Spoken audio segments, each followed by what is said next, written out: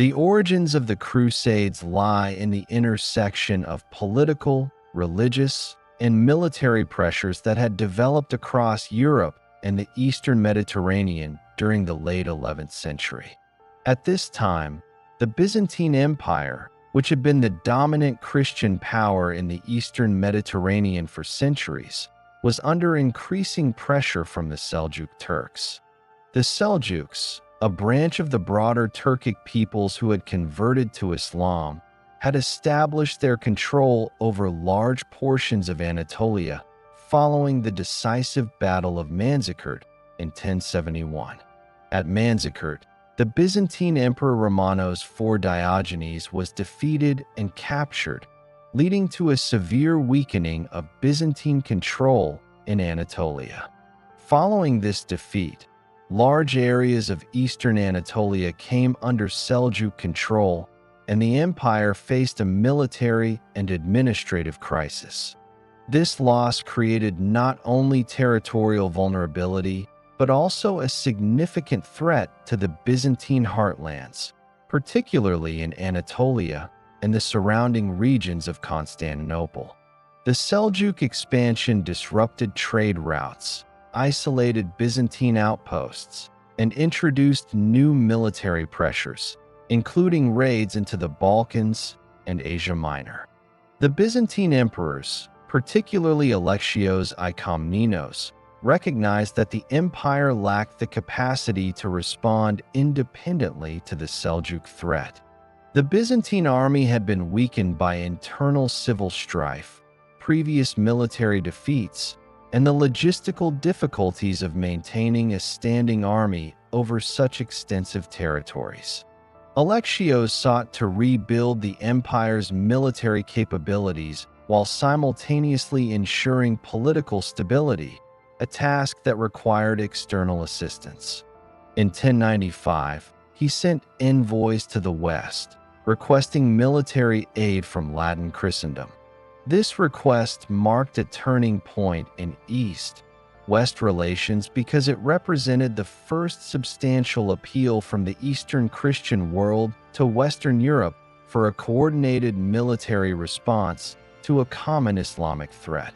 The appeal from Alexios coincided with broader developments in Western Europe that made the reception of his request possible. During the 11th century, the Western European political landscape was characterized by a fragmented system of feudal principalities and emerging monarchies. Landed nobles controlled local territories with varying degrees of autonomy, and political authority was decentralized. At the same time, the Western Church, under the reformist policies of successive popes, was consolidating ecclesiastical authority and expanding its influence over secular rulers. The Gregorian Reform movement, which began in the mid-11th century, had strengthened the papacy's ability to intervene in political and moral affairs across Europe, asserting control over clerical appointments, reinforcing church law, and promoting the supremacy of papal authority. This reformist momentum allowed the papacy to pursue ambitious projects that combined religious authority with political objectives. Pope Urban II, elected to the papacy in 1088, emerged as a central figure in this context. Urban inherited a papacy that sought to assert dominance over the Western Church while managing relationships with emerging monarchies and nobility. His leadership emphasized both moral and military objectives, the suppression of internal heresy, the promotion of church reforms, and the extension of papal influence into broader Christendom. When Alexios's envoys arrived at the papal court, Urban recognized an opportunity to address multiple concerns simultaneously. By responding to the Byzantine request, he could position the papacy as the primary authority capable of mobilizing Christendom, reinforce the concept of spiritual reward for military service, and create an organized campaign against Muslim powers. which were increasingly seen as a threat not only to Byzantium but also to Christian pilgrimage sites in the Holy Land. The Council of Piacenza in March 1095 provided the first formal opportunity for Urban II to engage with the Western European nobility and clergy regarding the situation in the East. At this council, Byzantine envoys presented detailed accounts of the Seljuk threat, emphasizing the loss of territory in Anatolia and the vulnerability of key Christian sites.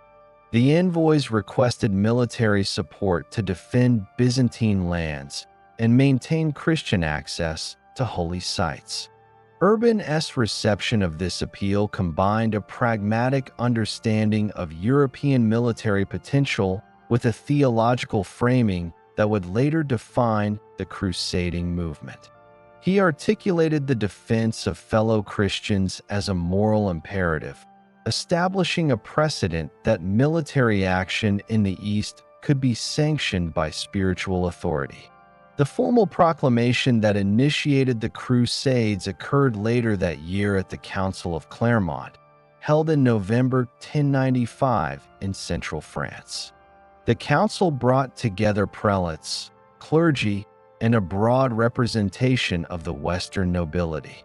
Urban II delivered a speech in which he articulated the objectives of the proposed expedition: to assist the Byzantine Empire reclaim control over the city of Jerusalem and the Holy Sepulchre and protect Christian pilgrims traveling to the Holy Land. He framed the campaign as a holy endeavor, asserting that those who took up arms in defense of Christendom would receive remission of sins. This concept of indulgence, which provided spiritual reward for military service, represented a significant innovation in Christian practice, linking piety directly to martial activity. The speech emphasized that the Christian faithful had a moral obligation to act, positioning the campaign as both a religious duty and a communal enterprise for the benefit of all Christendom. The response to Urban II's proclamation was immediate and widespread. Reports indicate that nobles from across France, Burgundy, Lorraine, and other regions of Western Europe pledged their support. Many were motivated by a combination of religious devotion, desire for social advancement, opportunity for territorial expansion, and personal ambition. The promise of spiritual reward and absolution for sins resonated with both knights and lower-ranking warriors, creating a unified ideological framework that justified participation in military campaigns outside the immediate control of secular lords. In addition, the promise of papal endorsement provided legitimacy and moral authority to acts of warfare that would otherwise have been politically or legally contested within the feudal system. The call to crusade also engaged broader segments of society beyond the nobility. Clergy actively promoted the cause through preaching, emphasizing both the spiritual significance of defending Christian territories and the practical necessity of responding to the threats faced by Byzantium and the Holy Land. Accounts of Urban II's speech indicate that the message was framed in accessible terms for the general population, invoking a sense of urgency and moral obligation. The dissemination of this message relied on networks of itinerant preachers, local bishops, and ecclesiastical authorities, ensuring that the appeal reached rural and urban communities across Europe. This extensive outreach was instrumental in mobilizing a diverse coalition of participants, including knights, minor nobles, and commoners, who would later comprise both organized military contingents and informal groups. From a logistical and organizational perspective, the call to crusade required careful coordination to assemble and supply armies capable of traversing thousands of kilometers from Western Europe to the Levant. While the council did not establish detailed operational plans, It set in motion the processes by which nobles would recruit troops, gather resources, and negotiate transport and support from other political entities, including the Byzantine Empire. The request for aid to Byzantium also involved agreements regarding territorial jurisdiction, compensation for military service, and the return of lands recovered in the East. These arrangements underscored the hybrid nature of the campaign, simultaneously a religious pilgrimage, a military expedition, and a political enterprise with long-term territorial and administrative implications. The call to crusade also reflected broader trends in Western European society at the time. Population growth, economic expansion, and the consolidation of feudal territories created both pressures and opportunities for mobilization. Younger sons of nobles, who lacked inheritance prospects under the primogeniture system, were particularly drawn to opportunities that promised land, wealth, or status abroad. Similarly, urban communities and emerging mercantile classes viewed participation as a means to secure commercial advantages or influence in Mediterranean trade networks. The crusade thus intersected with social, economic, and political dynamics, extending its impact beyond purely religious considerations. In addition, the framing of the campaign as a defense of Christian lands and access to holy sites established a precedent for subsequent crusades. By emphasizing both spiritual reward and communal obligation, Urban II created a model that would be replicated in later campaigns. The integration of papal authority, noble leadership, and mass participation became defining features of the crusading movement. The Council of Clermont and its resulting proclamation thus represent the formal beginning of a multi-century series of military campaigns that would shape the political, religious, and cultural history of Europe and the Eastern Mediterranean. The immediate aftermath of the Council of Clermont demonstrates the rapid and extensive mobilization that followed the proclamation. Within months, numerous nobles had taken the cross, a symbolic act signifying commitment to the cause. Preparations involved assembling contingents, securing funding, and negotiating logistical arrangements for the long journey to the east.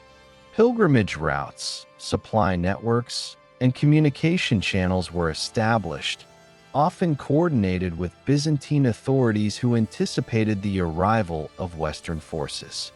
The early stages of mobilization highlighted both the scale of the undertaking and the complex coordination required to transform a papal call into a functioning military expedition capable of operating across multiple territories and political jurisdictions. By the end of 1095, the ideological and organizational foundations of the First Crusade had been firmly established. The Byzantine Empire had secured a commitment for military support.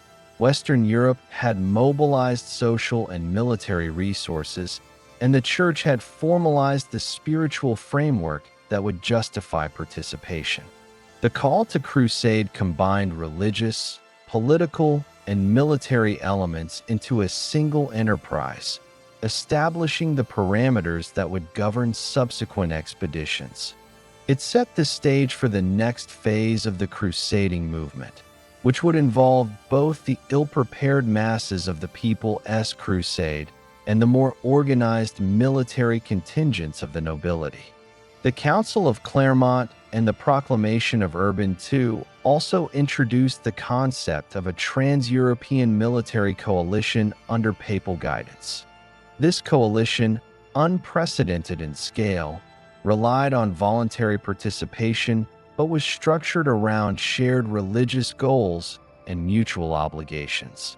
Participants were expected to coordinate their actions across vast distances, maintain supply lines, and adhere to both secular and ecclesiastical authority. This framework would be tested repeatedly in subsequent campaigns, revealing both the strengths and weaknesses of the crusading model. Nevertheless, the initial response in 1095 demonstrated that a shared religious and moral vision could mobilize a significant portion of the European elite and broader population for a common objective beyond immediate territorial or political concerns. Following the proclamation of the First Crusade at the Council of Clermont in November 1095, Europe experienced an unprecedented wave of religious enthusiasm and mobilization. The call from Pope Urban II resonated across the continent, inspiring both nobility and commoners to consider participation. Before the departure of the organized noble armies, however, an informal movement emerged that would come to be known as the People's Crusade. This phenomenon reflected the social, religious, and economic conditions of Western Europe at the time, as well as the popular reception of Urban II's message. It consisted largely of untrained peasants, minor nobility, and itinerant preachers who saw the crusade as an opportunity to achieve both spiritual merit and, in some cases, material gain.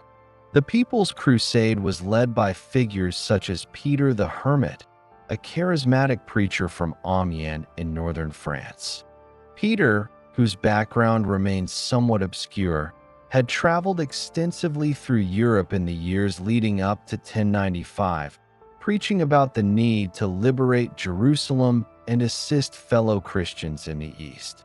His sermons emphasized the moral obligation of all Christians, regardless of social rank, to respond to the call of the Pope. He presented the crusade not merely as a military endeavor, but as a religious pilgrimage in which participation could lead to the remission of sins. His preaching appealed strongly to those who lacked significant prospects within the rigid feudal hierarchy, particularly younger sons of peasants and minor knights who had limited opportunities for land ownership or social advancement. The movement quickly gained momentum. Estimates suggest that tens of thousands of individuals joined Peter and other preachers during 1096. This included a significant number of peasants from northern and central France, as well as from regions of what are now Germany, the Low Countries, and Italy. Contemporary chronicles describe large, loosely organized bands that traveled together toward the Rhine, crossing into regions that were not always politically or militarily prepared to handle such mass movements. The scale of participation, while impressive, also created challenges in terms of logistics, discipline, and security.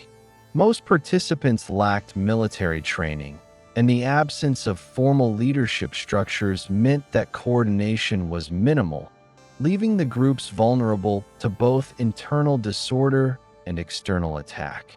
As the People's Crusade advanced through the Rhineland and into the territories of the Holy Roman Empire, significant episodes of violence occurred, particularly against Jewish communities. This included massacres in cities such as Speyer, Worms, and Mainz, in which hundreds, and in some accounts thousands, of Jews were killed or forced to convert. These attacks were motivated by a combination of religious fervor, economic resentment, and a belief that Jews were obstacles to the fulfillment of the crusading mission. Contemporary sources indicate that local rulers often attempted to protect Jewish populations, but were unable to fully prevent the violence, reflecting both the scale of popular mobilization and the limits of local authority. These events were not formally sanctioned by the papacy, yet they became an unfortunate and recurring feature of early Crusader enthusiasm, demonstrating how mass movements could be diverted by local prejudices and social tensions. After crossing the Rhine and entering territories in Eastern Europe, The People's Crusade continued toward the Byzantine Empire.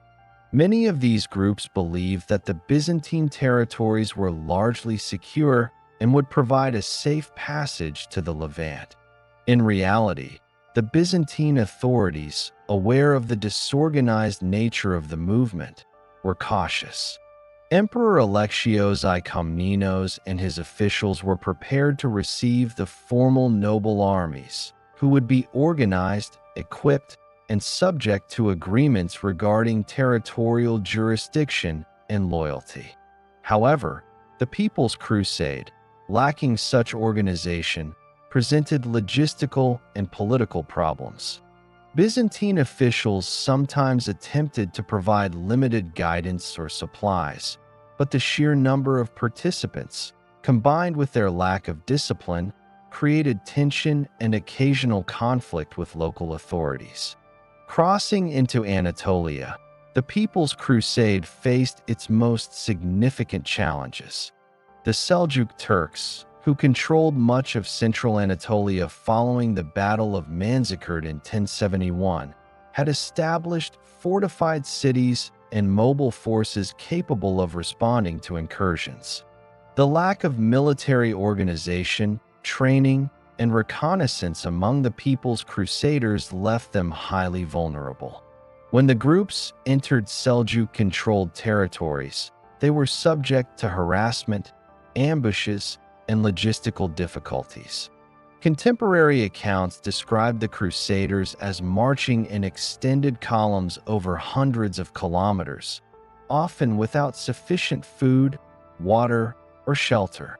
This made them particularly susceptible to disease, exhaustion, and attacks by local forces. The culmination of these challenges occurred during a series of military engagements in Anatolia in 1096. The Seljuk forces, including contingents loyal to Kilij Arslan, the Sultan of Rum, effectively ambushed and destroyed multiple bands of the People's Crusade. The lack of coordinated defense and strategic planning among the Crusaders resulted in the near-total annihilation of several groups. Casualty estimates vary, but contemporary chroniclers indicate that tens of thousands of participants were killed or captured. Many of the survivors either dispersed or were absorbed into local populations, while some were ransomed or enslaved. These events demonstrated the limits of untrained popular movements in the context of complex military operations and highlighted the necessity of organized, well-led campaigns for success in the East. The failure of the People's Crusade also had important consequences for the perception and organization of subsequent crusading expeditions. European nobles, who had initially been motivated by urban tuskal, observed the difficulties faced by the peasant armies and recognized the need for disciplined leadership, strategic planning, and logistical coordination. The collapse of the People's Crusade underscored the importance of alliances, supply lines, and military engineering and operations that spanned multiple political and geographical regions. In this sense, the People's Crusade served as a prelude and a cautionary example, setting the stage for the more structured noble-led campaigns that would follow later in 1096 and 1097. In addition to military consequences, the People's Crusade influenced broader socio-political dynamics in Europe. The movement reinforced the ability of charismatic preachers to mobilize large segments of the population and demonstrated the potential of religious ideology to unite diverse social classes for a common cause. At the same time, the violent excesses against Jewish communities highlighted tensions within European society, particularly regarding religious and economic minorities. These episodes provided lessons for both secular and ecclesiastical authorities about the management of mass movements and the necessity of establishing oversight and discipline within religiously inspired military campaigns. The People's Crusade also revealed the logistical and strategic challenges inherent in transporting large groups across continental distances. The participants faced rivers, mountain ranges, and hostile territories, often without coordinated supply chains. Food shortages, disease, and exposure to harsh environmental conditions contributed significantly to mortality rates. Moreover, the lack of formal communication between different groups within the crusade led to fragmentation and disorganization. Some contingents diverged from the main route, creating additional vulnerabilities and complicating coordination with both local authorities and other crusader groups. These operational difficulties were critical lessons that informed the planning and execution of the organized noble expeditions that constituted the First Crusade proper. The religious motivations of the People's Crusade were intertwined with social and economic considerations. Participation offered the possibility of spiritual reward, but it also provided avenues for social mobility, the acquisition of wealth, and the pursuit of adventure. For lower-ranking individuals in feudal Europe, the crusade represented a temporary release from the constraints of their immediate social environment. These motivations were less pronounced among the nobility, whose participation in later phases of the crusade involved careful planning, military leadership, and negotiation with the papacy regarding spiritual and temporal obligations. Nevertheless, the People's Crusade demonstrated the capacity of religious ideology to mobilize large numbers of individuals who were otherwise marginalized within the social and economic hierarchies of their home regions. From a broader perspective, the People's Crusade reflected the integration of Western Europe into a network of transcontinental military and religious movements. While the initial failures of the Crusade highlighted the limitations of poorly organized popular armies, the very scale of participation indicated the potential for Europe to project military force beyond its borders.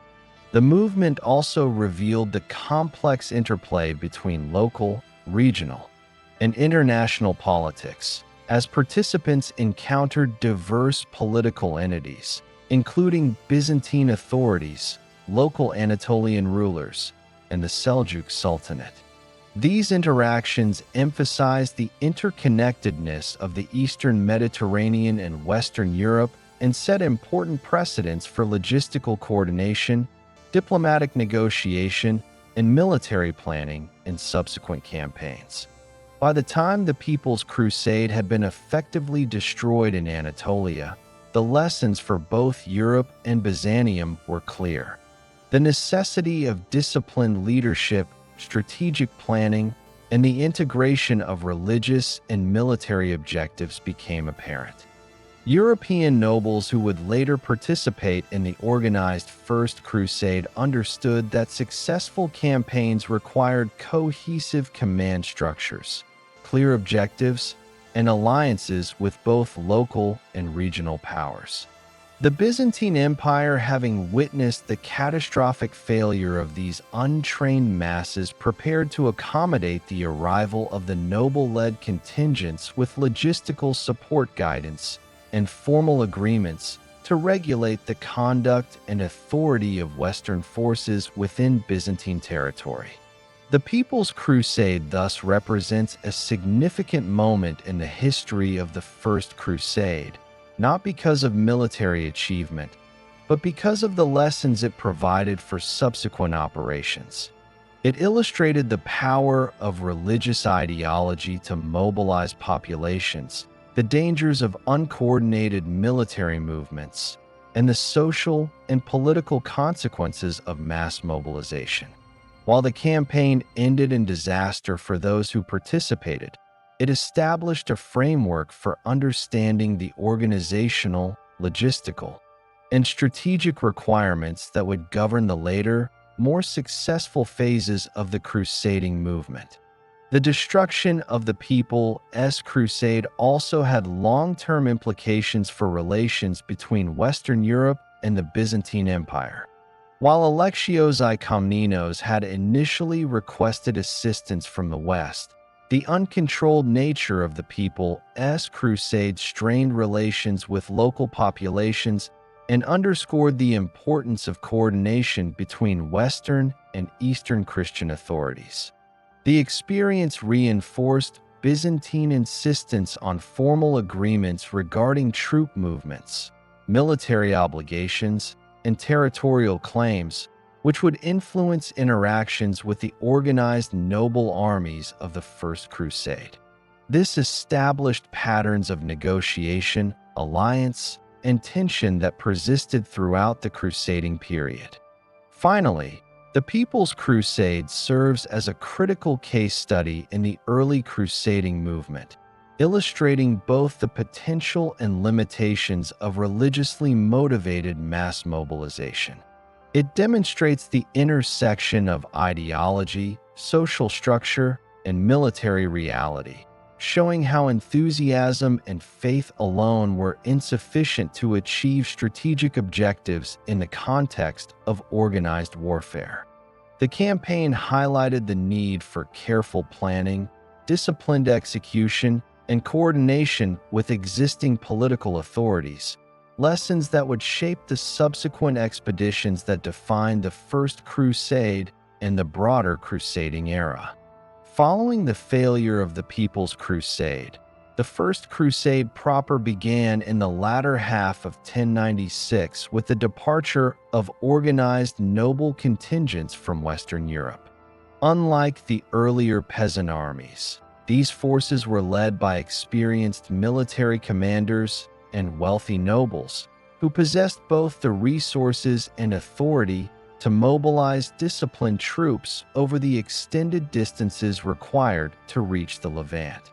The major leaders of this phase included Godfrey of Bouillon, Raymond of Toulouse, Bohemond of Taranto, Robert of Flanders, Hugh of Vermandois, and Baldwin of Boulogne, among others.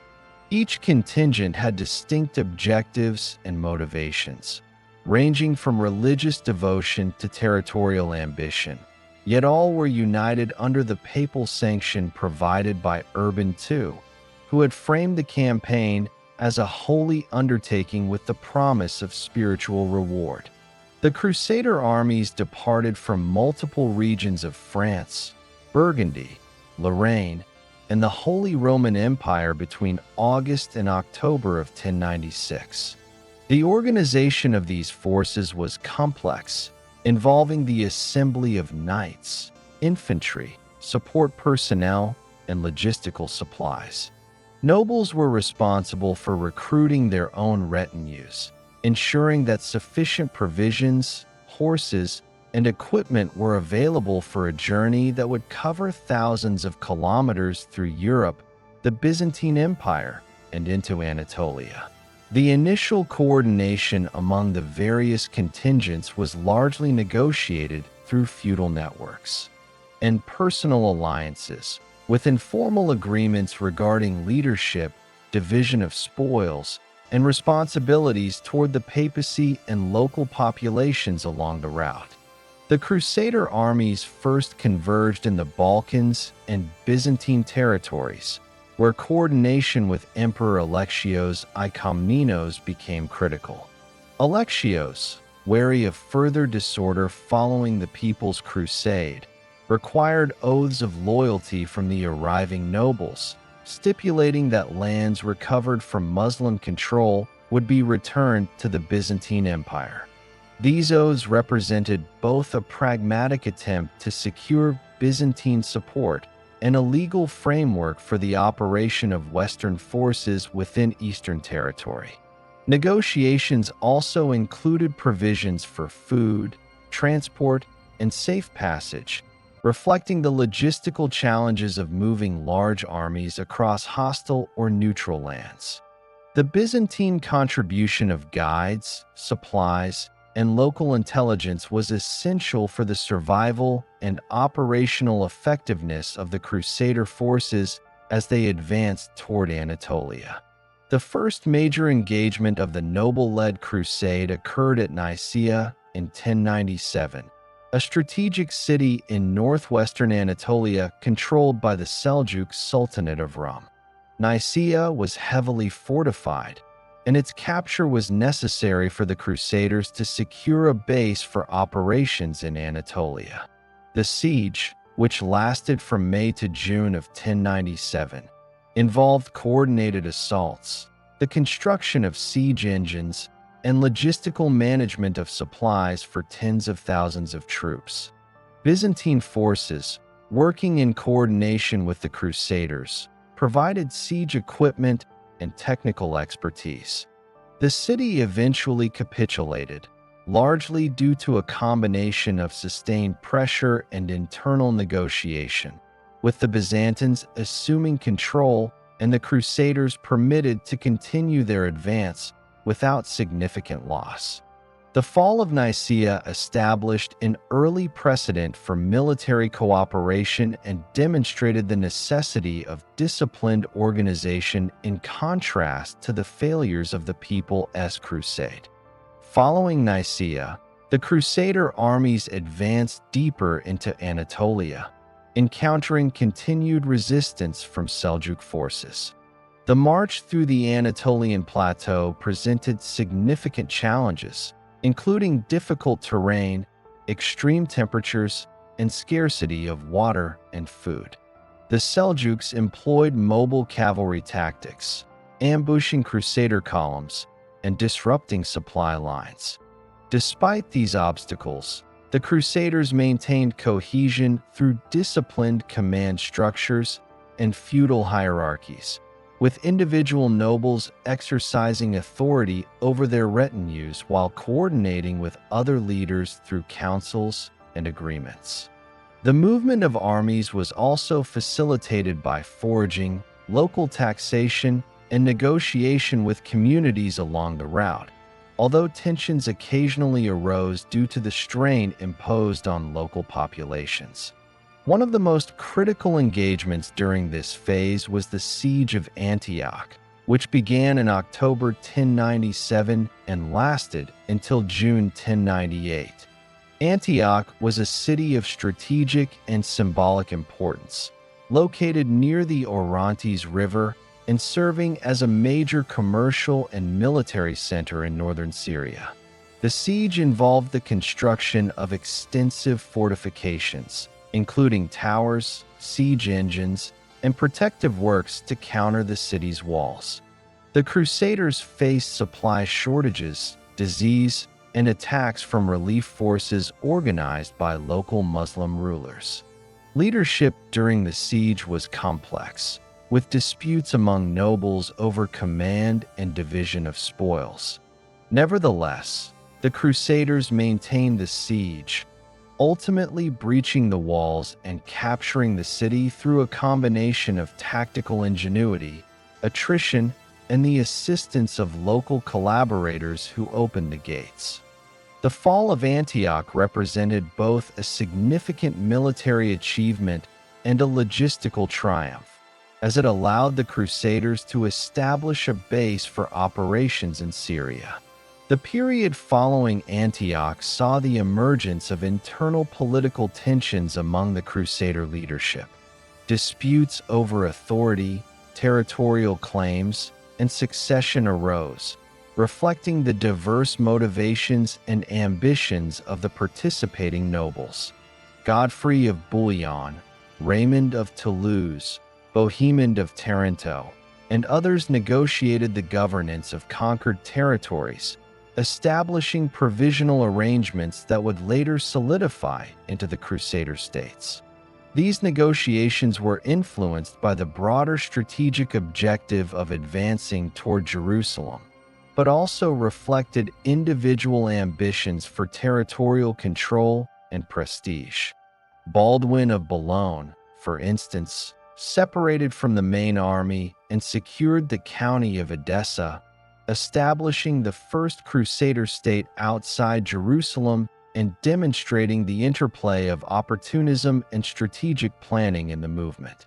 By the spring of 1099, the Crusaders reached the region surrounding Jerusalem, which remained under the control of the Fatimid Caliphate of Egypt.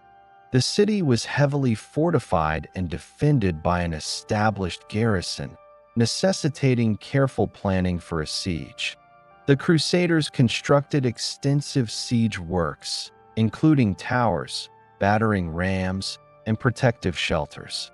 Supply management was critical, as the armies faced the logistical challenge of maintaining tens of thousands of troops over an extended period in a hostile environment. Contemporary accounts indicate that the Crusader forces were reinforced by contingents of pilgrims, local allies, and volunteers from European regions, further complicating coordination but providing essential manpower and resources. The Siege of Jerusalem, which began in June 1099, culminated in the capture of the city on July 15th. The Crusaders employed a combination of direct assault, siege engines, and strategic positioning to breach the city walls. Following the capture, significant loss of life occurred among the defenders and civilian population, reflecting both the military practices of the period and the strategic imperative to secure control over the city. Despite the violence, the capture of Jerusalem represented the fulfillment of the central objective of the First Crusade, the establishment of a Latin Christian presence in the Holy Land. The success of this operation relied on the disciplined organization, strategic leadership, and logistical management developed over the preceding 3 years, demonstrating a marked contrast to the failures of the People's Crusade. Following the conquest of Jerusalem, the Crusaders undertook a series of campaigns to consolidate control over the surrounding territories. This involved the establishment of 4 primary Crusader states. The Kingdom of Jerusalem, governed initially by Godfrey of Bouillon as advocate rather than king. The County of Edessa, established by Baldwin of Boulogne. The Principality of Antioch, secured by Bohemond of Taranto, and the County of Tripoli, which would be formally established in subsequent years under Raymond of Toulouse's successors. These states were organized to maintain military control, administer justice, collect taxes, and defend against potential counterattacks. Each entity developed local administrative systems and relied on fortifications, garrisons, and military orders to sustain authority. The success of the First Crusade established the framework for future crusading campaigns. It demonstrated that coordinated military action, disciplined leadership, and strategic planning could achieve objectives previously considered unattainable for Western European forces operating in the Eastern Mediterranean. The establishment of Crusader states provided bases for subsequent operations, facilitated the defense of pilgrimage routes, and created enduring political structures that would shape the region for nearly 2 centuries. Additionally, the Crusade reinforced the integration of religious motivation and military action, solidifying the precedent that participation in such campaigns was a legitimate and spiritually sanctioned endeavor. At the same time, the First Crusade revealed ongoing challenges in maintaining cohesion among diverse participants. Disputes over leadership, territorial allocation, and the treatment of local populations highlighted the complex interplay of personal ambition, feudal loyalty, and religious ideology. The interaction with Byzantine authorities further illustrated the necessity of diplomacy and negotiation in sustaining operations across multiple jurisdictions. Logistical difficulties, disease, and attrition remained constant concerns, emphasizing that military success required more than enthusiasm or piety alone.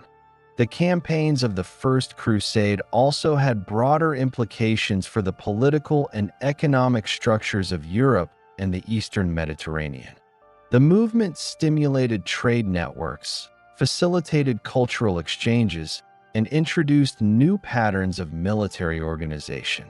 Nobles returning from the Crusade carried both knowledge and resources acquired in the Levant, while the Crusader States became points of contact between Western Europe, Byzantium, and the Islamic world.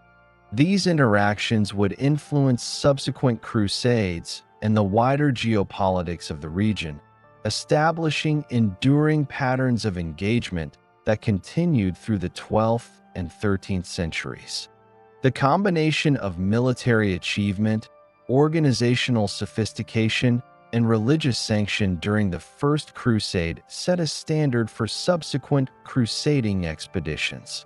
The capture of key cities, the establishment of Crusader States, and the management of logistics and diplomacy provided a template for operations that followed in the Second and Third Crusades. Furthermore, the experience highlighted the necessity of disciplined leadership, coordinated strategy, and the integration of multiple social and military actors in achieving success over extended campaigns in unfamiliar territories. The legacy of the First Crusade within the period from 1096 to 1099 illustrates the confluence of European military capacity, religious motivation, and interaction with Eastern political structures. The ability to mobilize large-scale armies, manage complex sieges, and establish territorial control over distant regions reflects both the organizational capacity of Western European nobles and the practical application of feudal and military structures.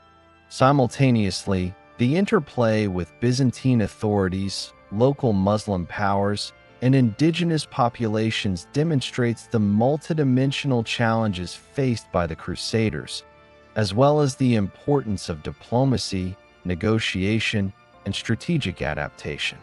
By July 1099, with Jerusalem under Crusader control and the initial Crusader States established, the First Crusade had achieved its primary objectives.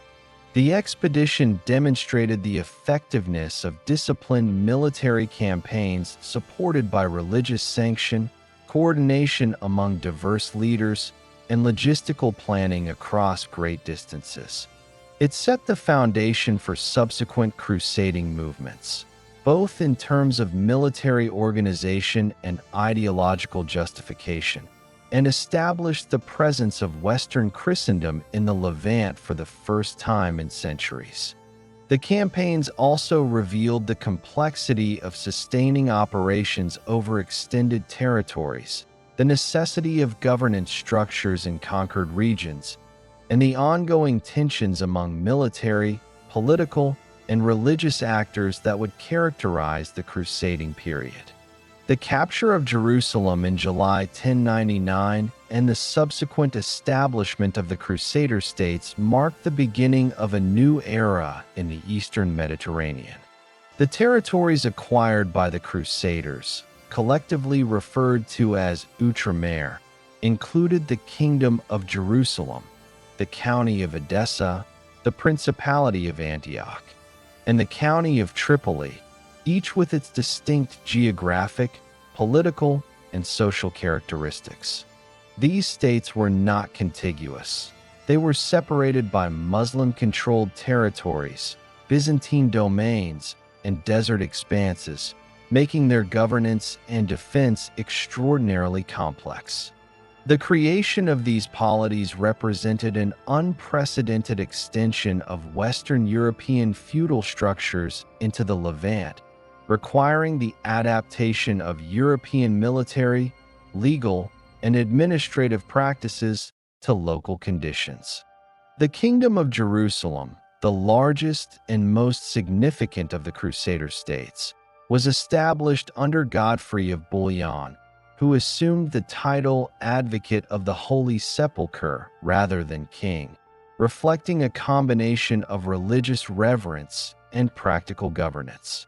Upon Godfrey's death in 1100, his brother Baldwin of Boulogne, who had previously established the county of Edessa, succeeded him as King Baldwin I of Jerusalem.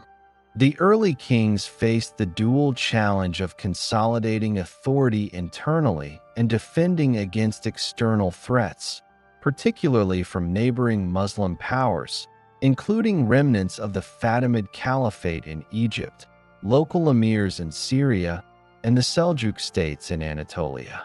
These pressures required a constant military presence, the establishment of fortified towns, and the development of systems for recruitment and supply, all while integrating the diverse populations within their territories, which included native Christians, Muslims, and Jews. The county of Edessa, established by Baldwin of Boulogne in 1098, served as the northernmost Crusader state. Edessa's significance lay in its geographic position, controlling key trade routes between Anatolia and northern Mesopotamia, and serving as a buffer against Muslim powers in the north. Baldwin's consolidation of Edessa involved alliances with local Armenian and Syriac Christian populations, who provided both manpower and knowledge of the terrain. These alliances required negotiation and accommodation of local customs, demonstrating the Crusaders' reliance on cooperation with indigenous groups to maintain authority.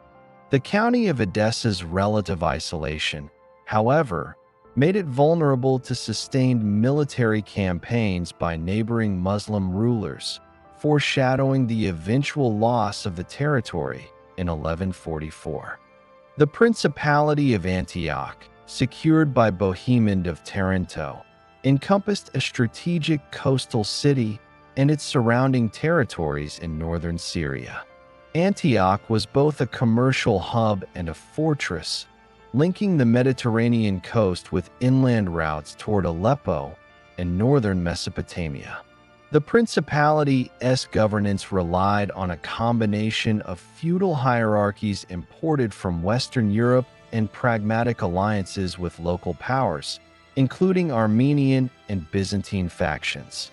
Bohemond and his successors faced constant military pressure from the Seljuk Turks and other Muslim polities, necessitating the maintenance of strong garrisons, fortifications, and mobile cavalry forces capable of responding to incursions. The county of Tripoli, although formally established after the initial campaigns, was developed through a series of sieges and negotiations led by Raymond of Toulouse and his successors. Its coastal position provided access to Mediterranean trade networks, allowing the Crusaders to establish economic links with Italian maritime republics such as Venice, Genoa, and Pisa. These commercial relationships were crucial for sustaining the Crusader States, as they facilitated the import of food, arms, and personnel from Europe, supplementing the local resources and enabling the states to survive in a hostile environment. The administration of the Latin kingdoms required adaptation to the diverse social and religious composition of the territories. Indigenous populations included Greek Orthodox Christians, Armenian Christians, Syriac Christians, Jews, and Muslims, each with their own legal traditions and social hierarchies. The Crusader rulers implemented a system that allowed limited autonomy for local communities while maintaining overall authority through Western European legal structures. Latin clerics established dioceses, monasteries, and churches, consolidating ecclesiastical control and providing religious services for both settlers and pilgrims. At the same time, the military orders, the Knights Templar and the Hospitallers, emerged as specialized institutions for defense, providing trained soldiers, fortifications, and logistical support, particularly for the protection of pilgrims traveling to holy sites. Economically, the Latin kingdoms depended on a combination of agriculture, trade, and taxation. Fertile regions around Jerusalem, Acre and Tyre supported cereal cultivation, vineyards, and olive groves, while coastal cities facilitated maritime commerce. Trade with Italian maritime republics was particularly significant, providing essential goods and reinforcing the economic integration of Outremer into the broader Mediterranean economy.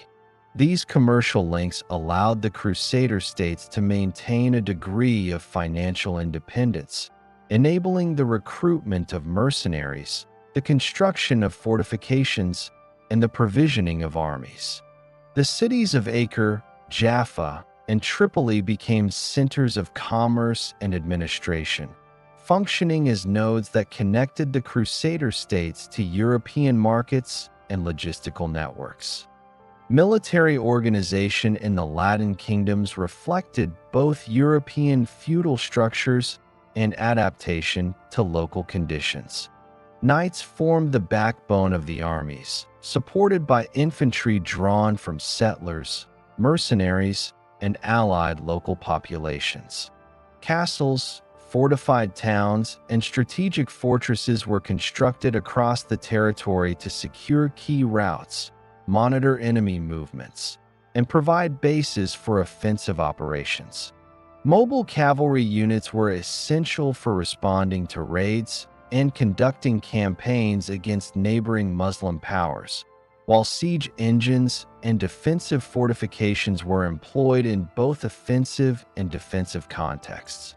The Crusader armies had to maintain readiness at all times due to the fragmented political landscape and the persistent threat of coordinated attacks by surrounding Muslim states.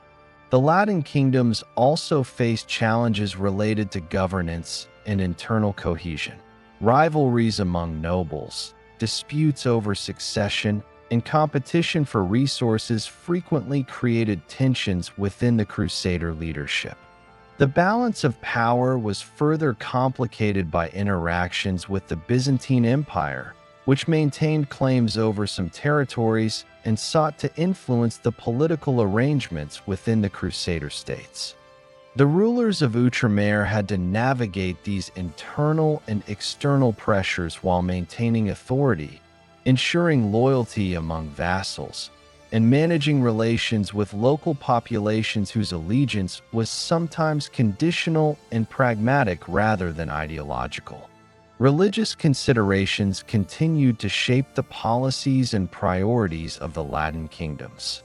Pilgrimage to Jerusalem and other holy sites remained a central concern, as access for European Christians was a key justification for the Crusades. The protection of pilgrims required the establishment of secure routes, fortified accommodations, and military escorts, often provided by the newly formed orders of knights. Latin clerics organized religious institutions and established diocesan structures, asserting authority over both settlers and indigenous populations. The fusion of religious and military objectives reinforced the unique character of the Crusader states as entities simultaneously focused on spiritual, political, and military goals. The fall of Edessa in 1144 marked a turning point in the stability of the Latin kingdoms. Edessa had remained vulnerable due to its geographic isolation, limited manpower, and dependence on alliances with local Armenian and Syriac communities. The Zangid leader Imad ad-Din Zengi, governor of Mosul and Aleppo, captured the city after a prolonged campaign, demonstrating both the strategic significance of Edessa and the vulnerability of the northern Crusader states. This loss exposed the fragility of the Latin kingdoms, highlighting their dependence on continuous military support, regional alliances, and European reinforcements. The fall of Edessa served as the immediate catalyst for the Second Crusade, illustrating how the political and military structures established in the first 2 decades of the Crusader states were insufficient to guarantee long-term security.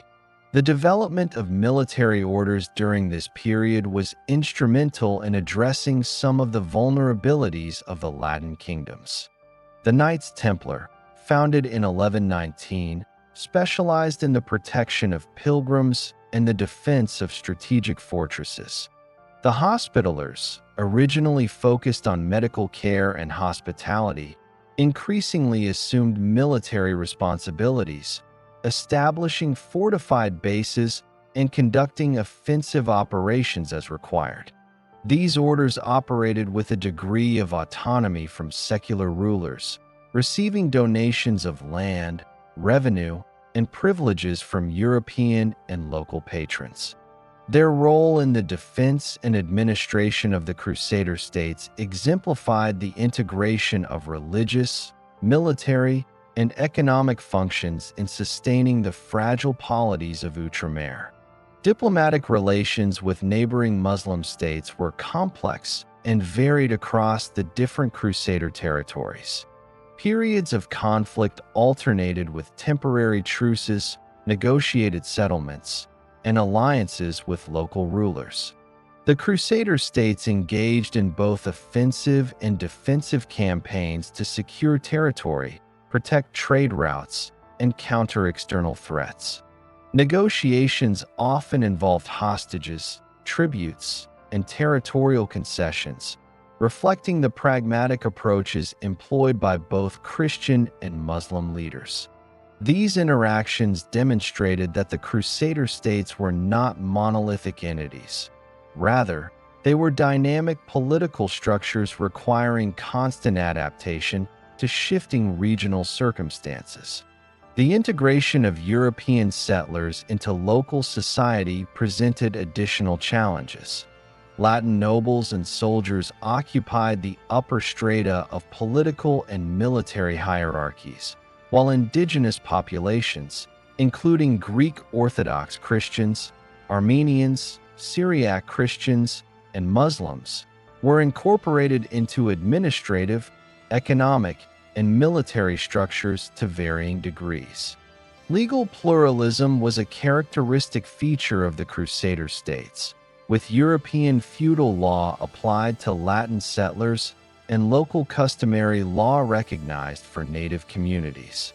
This hybrid governance model reflected both necessity and pragmatism, enabling the Latin rulers to maintain order and extract resources while acknowledging the social realities of a diverse population.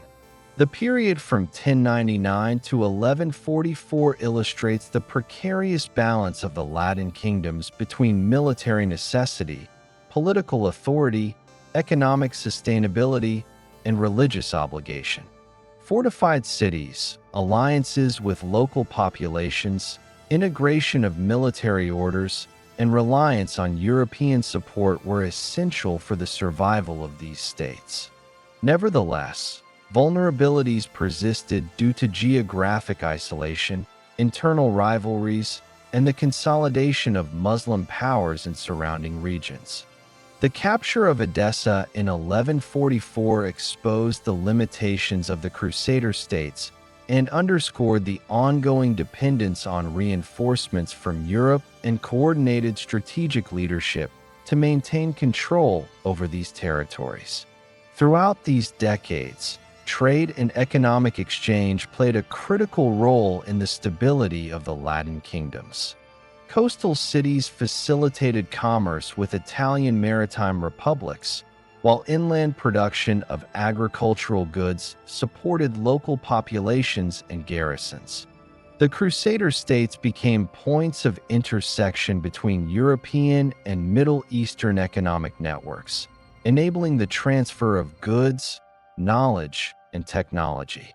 These economic interactions reinforced the material foundations of the Crusader states and allowed for the recruitment and provisioning of military forces, demonstrating the interdependence of economic, military, and political structures in maintaining the fragile equilibrium of Outremer. The fall of Edessa in December 1144 to Imad ad-Din Zengi, the Atabeg of Mosul and Aleppo, marked the first major territorial loss for the Latin Crusader states and sent shockwaves through Western Europe.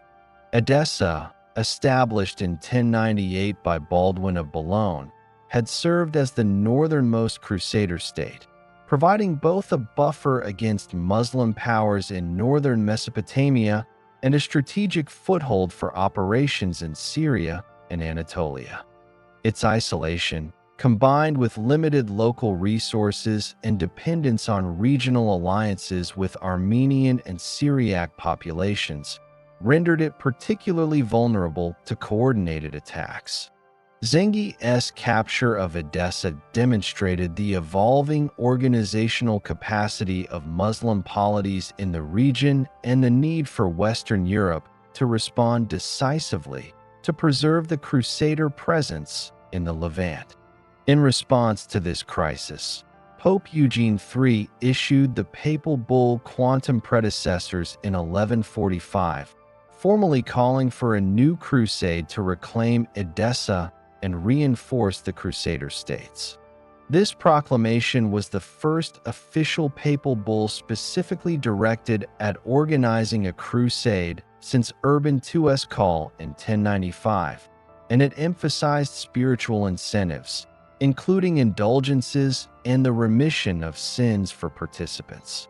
The bull sought to mobilize both the nobility and broader European populations by framing the campaign as a religious duty and a continuation of the previous Holy War. Recruitment for the Second Crusade began immediately, drawing interest from France, Germany, and other regions of Western Europe. The French contingent was led by King Louis VII, a young monarch with limited military experience but strong religious motivation. Louis's participation was complemented by an assembly of nobles from Aquitaine, Burgundy, Champagne, and other regions. The German forces were commanded by Emperor Conrad III of the Holy Roman Empire, who organized a separate army composed primarily of German knights and infantry. Both leaders were motivated by a combination of spiritual obligation, political ambition, and the desire to consolidate authority through participation in a high-profile military expedition. Their leadership represented a significant departure from the disorganized popular movements of the People's Crusade, incorporating formal hierarchies, feudal obligations, and coordinated planning. The organization of these armies, however, presented immediate logistical challenges. The French and German contingents marched separately through Europe, crossing rivers, mountains, and territories controlled by various principalities.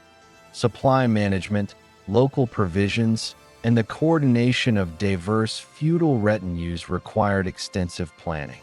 Nevertheless, the scale of the mobilization was unprecedented since the First Crusade, with tens of thousands of soldiers, camp followers, and support personnel traveling over extended distances.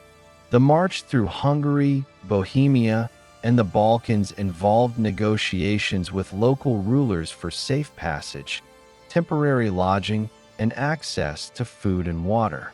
Both Louis VII and Conrad III encountered difficulties with supplies, local resentment, and attrition among their troops, foreshadowing the strategic complications that would plague the campaign in the Levant. Conrad III's German forces reached Byzantine territory in late 1147, crossing the Balkans into Anatolia. The army faced immediate operational challenges, including inadequate reconnaissance, unfamiliar terrain, and attacks by Seljuk forces. The Seljuk Sultanate of Rome, which had been observing European movements since the First Crusade, employed mobile cavalry tactics and hit-and-run attacks to harass the Crusaders. The Germans suffered heavy losses during the crossing of the Anatolian Plateau, including at the Battle of Dorylaeum, where Seljuk forces exploited the difficult terrain to ambush columns. causing significant casualties among knights and infantry alike. Disease, heat, and inadequate supplies compounded the military losses, reducing the effective strength of Conrad's army before reaching Syria. Meanwhile, Louis VII's French forces followed a parallel route through the Byzantine Empire, facing similar logistical challenges. Coordination with Byzantine authorities was necessary to secure safe passage and local support, but cultural differences and political tensions complicated relations. The French army experienced significant attrition due to starvation, disease, and intermittent skirmishes with Seljuk forces. These operational difficulties revealed the limits of European military projection into Anatolia without detailed local intelligence, supply planning, and adaptation to regional combat tactics. By the time the French and German contingents arrived in the Levant, both had suffered considerable reductions in numbers and effectiveness, undermining the overall strategic potential of the Second Crusade. Upon entering Syria and northern Palestine, the Crusader forces sought to coordinate with the remaining Latin rulers, including King Baldwin III of Jerusalem and the nobility of Antioch and Tripoli. Strategic planning emphasized the recapture of Edessa as the primary objective, yet significant disagreements emerged regarding the most effective approach. The geographical position of Edessa, deep within hostile territory, complicated the logistics of sustained military operations. Alternative targets, such as Damascus, were debated due to their strategic and economic importance. These discussions reflected the tension between the immediate religious goal of reclaiming Edessa and the longer-term strategic considerations necessary for the defense of the Latin kingdoms. In 1148, after extensive deliberation among Crusader leaders and in consultation with local rulers, a decision was made to launch a campaign against Damascus rather than directly assault Edessa. Damascus, the capital of the Burid dynasty in Syria, was considered a more achievable target and offered potential strategic advantages, including control of fertile lands, trade routes, and access to the interior of Syria. However, the decision to attack Damascus instead of Edessa represented a critical divergence from the original papal objective, reflecting both political considerations and internal divisions among the Crusader leadership. The campaign against Damascus would ultimately become the defining failure of the Second Crusade. The Siege of Damascus, which began in July 1148, was marked by a series of tactical errors, logistical shortcomings, and coordination failures. The Crusader forces, numbering approximately 30,000 to 40,000, were unable to maintain secure supply lines, and disputes over command structure hindered operational efficiency. The defenders of Damascus employed well-fortified walls, strategic counterattacks, and intelligence regarding Crusader movements to exploit weaknesses in the besieging forces. After several days of unsuccessful assaults, internal disagreements among the Crusader nobility, combined with insufficient coordination and inadequate knowledge of the local terrain, led to the abrupt abandonment of the siege. This failure represented a significant blow to morale and strategic credibility, highlighting the limitations of European military projection in a complex and unfamiliar theater of operations. The collapse of the campaign against Damascus had immediate and long-term consequences. Militarily, it exposed the vulnerability of the Crusader States to coordinated counterattacks by Muslim powers, undermining the perception of Crusader invincibility established during the First Crusade. Politically, it exacerbated tensions among European leaders, particularly between Louis VII and Conrad III, who had attempted limited cooperation but ultimately pursued independent operations. The inability to achieve decisive results in the Levant reinforced the necessity of careful strategic planning, logistical support, and local intelligence in subsequent campaigns. The Second Crusade also had broader implications for the relations between Western European rulers and the Byzantine Empire. Byzantine authorities, while generally supportive of European interventions, were wary of the scale and behavior of Crusader armies, particularly in terms of demands on local resources and the potential for disorder. Coordination between Western and Eastern Christian authorities proved challenging, reflecting both political friction and the complex realities of conducting joint operations across diverse cultural, linguistic, and administrative systems. These diplomatic tensions highlighted the difficulties of sustaining multinational military efforts over extended distances, particularly when command structures were decentralized and personal ambition influenced strategic decisions.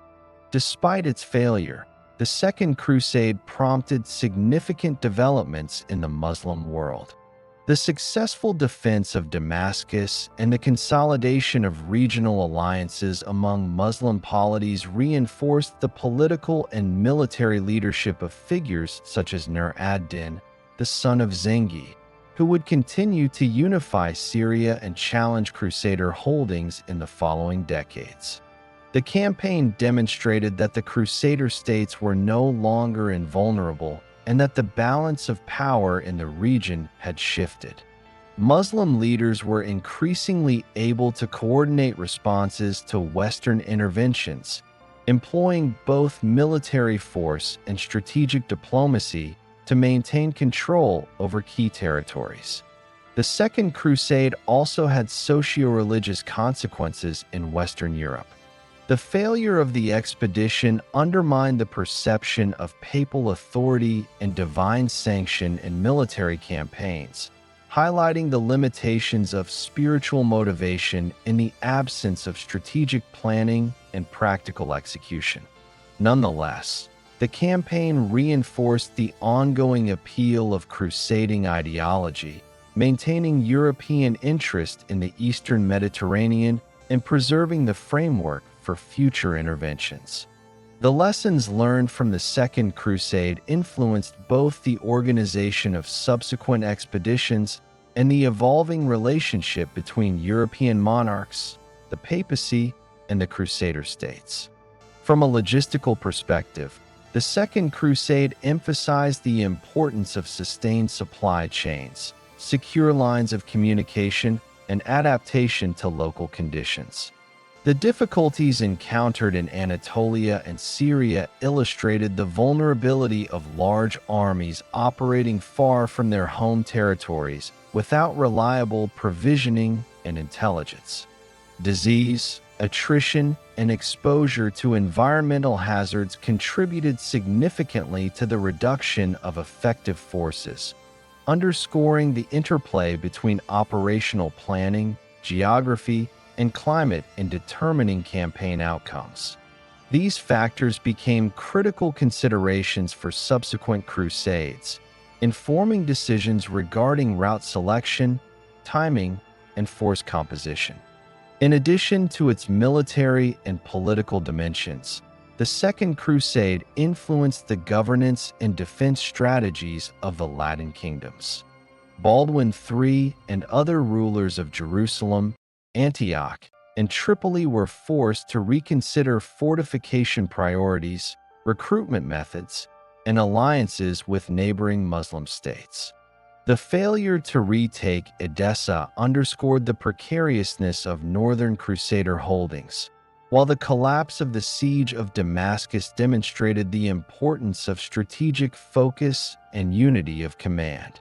These insights shaped subsequent approaches to defense, diplomacy, and coordination with European powers, as the Latin kingdoms sought to maintain their existence in a volatile regional environment. The Second Crusade also reflected the evolving complexity of crusading ideology and practice. While the First Crusade had emphasized religious devotion combined with opportunistic territorial acquisition, the Second Crusade revealed the tensions between papal objectives, European political ambitions, and practical military realities. Discrepancies between stated religious goals and strategic decision-making, as evidenced in the diversion from Edessa to Damascus, highlighted the challenges of reconciling ideology with operational necessities. The campaign demonstrated that even well-organized European armies could fail in the absence of unified command, detailed planning, and accurate assessment of local conditions. By the conclusion of the Second Crusade in 1149, the expedition had achieved none of its primary objectives. Edessa remained under Muslim control, Damascus had been successfully defended, and the European armies had suffered heavy losses without securing lasting strategic advantages. The failure of the Crusade marked a turning point in the perception of Crusader capabilities and the balance of power in the Levant. While the Crusader States survived, the Second Crusade exposed their vulnerabilities, reinforced the military and political cohesion of Muslim polities, and highlighted the necessity of careful planning and coordination for future campaigns in the Eastern Mediterranean. Following the failure of the Second Crusade, the political and military landscape of the Levant underwent a significant transformation. The Latin Crusader states remained entrenched along the eastern Mediterranean coast, but their northern and inland holdings were increasingly vulnerable due to internal rivalries, geographic isolation, and the consolidation of Muslim powers under capable leaders. During the mid-12th century, various Muslim polities in Syria, Egypt, and Mesopotamia began to coalesce under figures capable of coordinating political, military, and economic resources. Among these figures, Al-ad-Din Yusuf ibn Ayyub, known in the West as Saladin, emerged as a central figure whose unification of Muslim territories would decisively alter the balance of power in the region. Saladin was born in 1137 in Tikrit, within the Seljuk-controlled regions of northern Mesopotamia. He received early military and administrative training under the guidance of his uncle, Asad ad-Din Shirkuh, a prominent general in the service of the Zengid dynasty of Syria. Through these formative experiences, Saladin developed expertise in military organization, strategic planning, and state administration. By the 1160s, he had distinguished himself in campaigns across Syria and Egypt, displaying both tactical acumen and the ability to coordinate diverse military forces. His rise coincided with a period of fragmentation among Muslim polities, in which local dynasties and emirs frequently competed for territory and influence. Saladin's ability to unify these regions, particularly following the death of Shirkuh in 1169, laid the groundwork for a powerful centralized authority capable of challenging the Latin Crusader states. In 1169, Saladin assumed control over Egypt as Sultan of the Fatimid Caliphate, consolidating political authority while reorganizing military structures to enhance operational efficiency. He implemented administrative reforms that strengthened fiscal management, regulated taxation, and ensured the supply and training of troops. Saladin's leadership emphasized both military preparedness and the integration of local populations, including Sunni clerics, soldiers, and officials, into a coherent governing structure. By securing Egypt, Saladin established a strategically vital base for operations into the Levant, controlling the Nile Delta, key ports along the Mediterranean, and access to trade networks linking Africa, the Middle East, and the Mediterranean basin.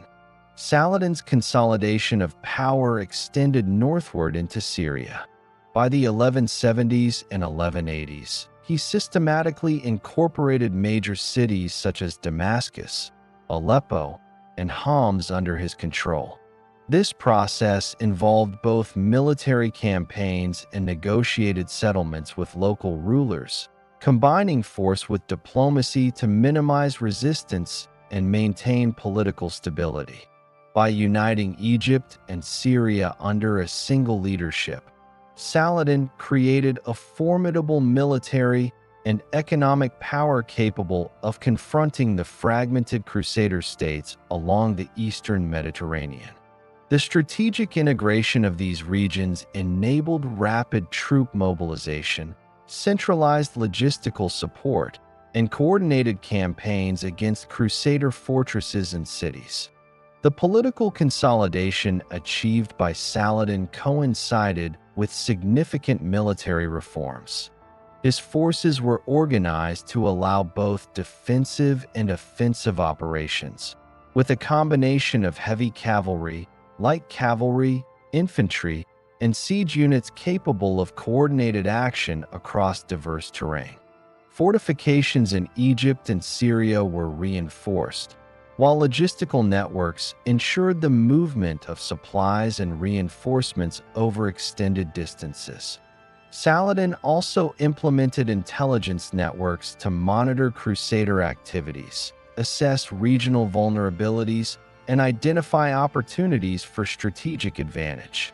These preparations provided the foundation for decisive military campaigns against the Latin Crusader states in the late 1180s. The immediate trigger for the Third Crusade was Saladin's decisive action in 1187 against the Crusader states. Earlier in the decade, the Latin kingdoms experienced internal divisions and weakened military cohesion. The strategic positions of Antioch, Tripoli, and Jerusalem remained precarious, and alliances among Crusader leaders were inconsistent. Saladin exploited these conditions, launching a series of coordinated attacks on key territories. The culmination of these campaigns was the Battle of Hattin, fought on July 4, 1187. At Hattin, Saladin's forces, numbering approximately 20,000 men, decisively defeated the Crusader army under King Guy of Lusignan of Jerusalem. The battle was characterized by Saladin's use of terrain, control of water sources, and encirclement tactics, which resulted in the capture or death of much of the Crusader leadership and significant losses among knights and infantry.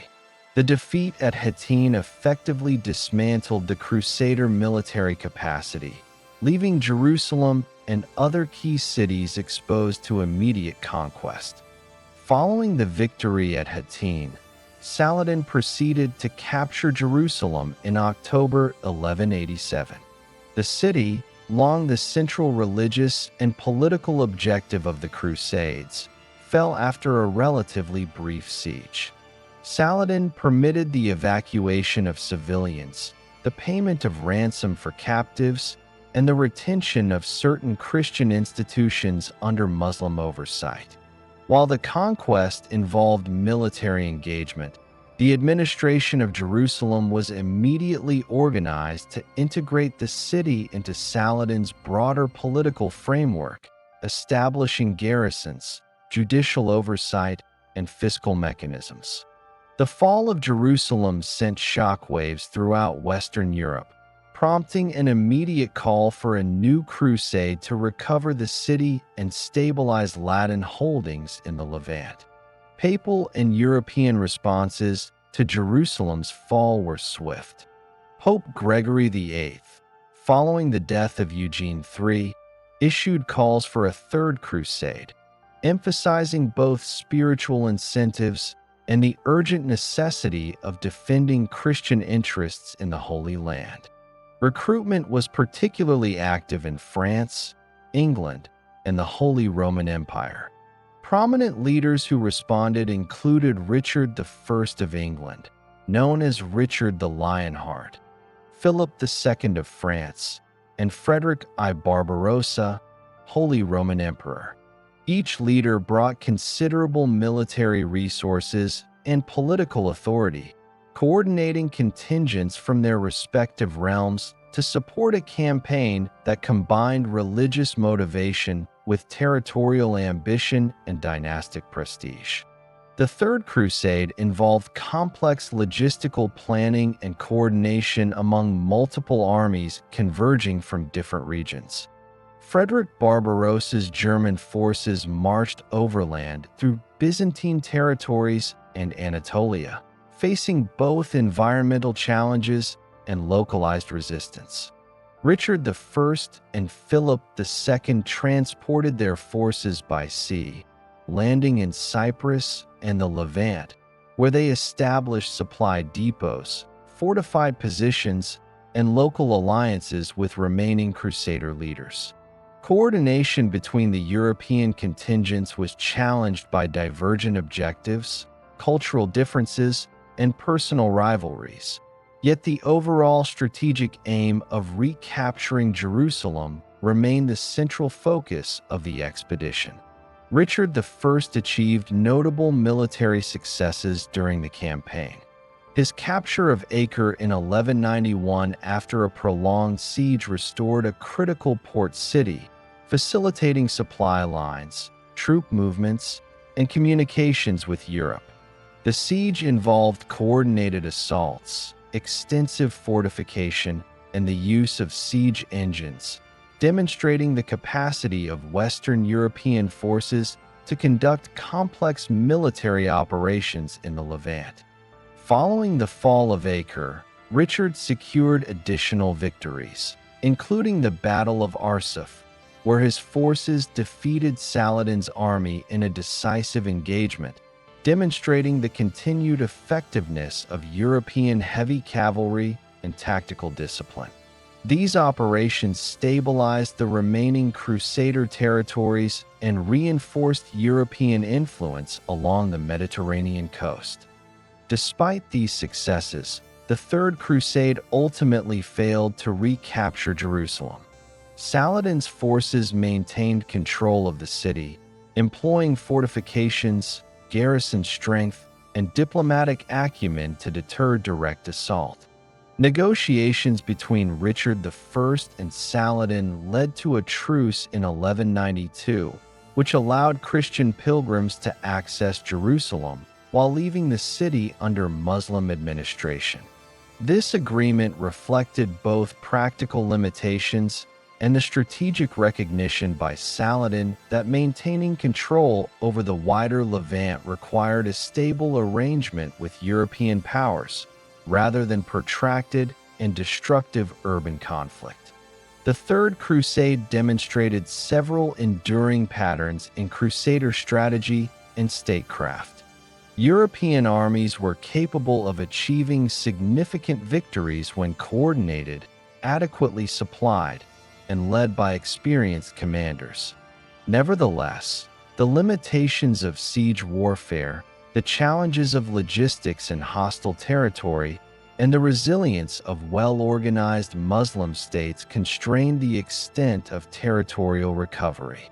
The integration of military, political, and diplomatic strategies under Saladin's leadership underscored the necessity of comprehensive planning, centralized authority, and local alliances for sustained success in the Levant.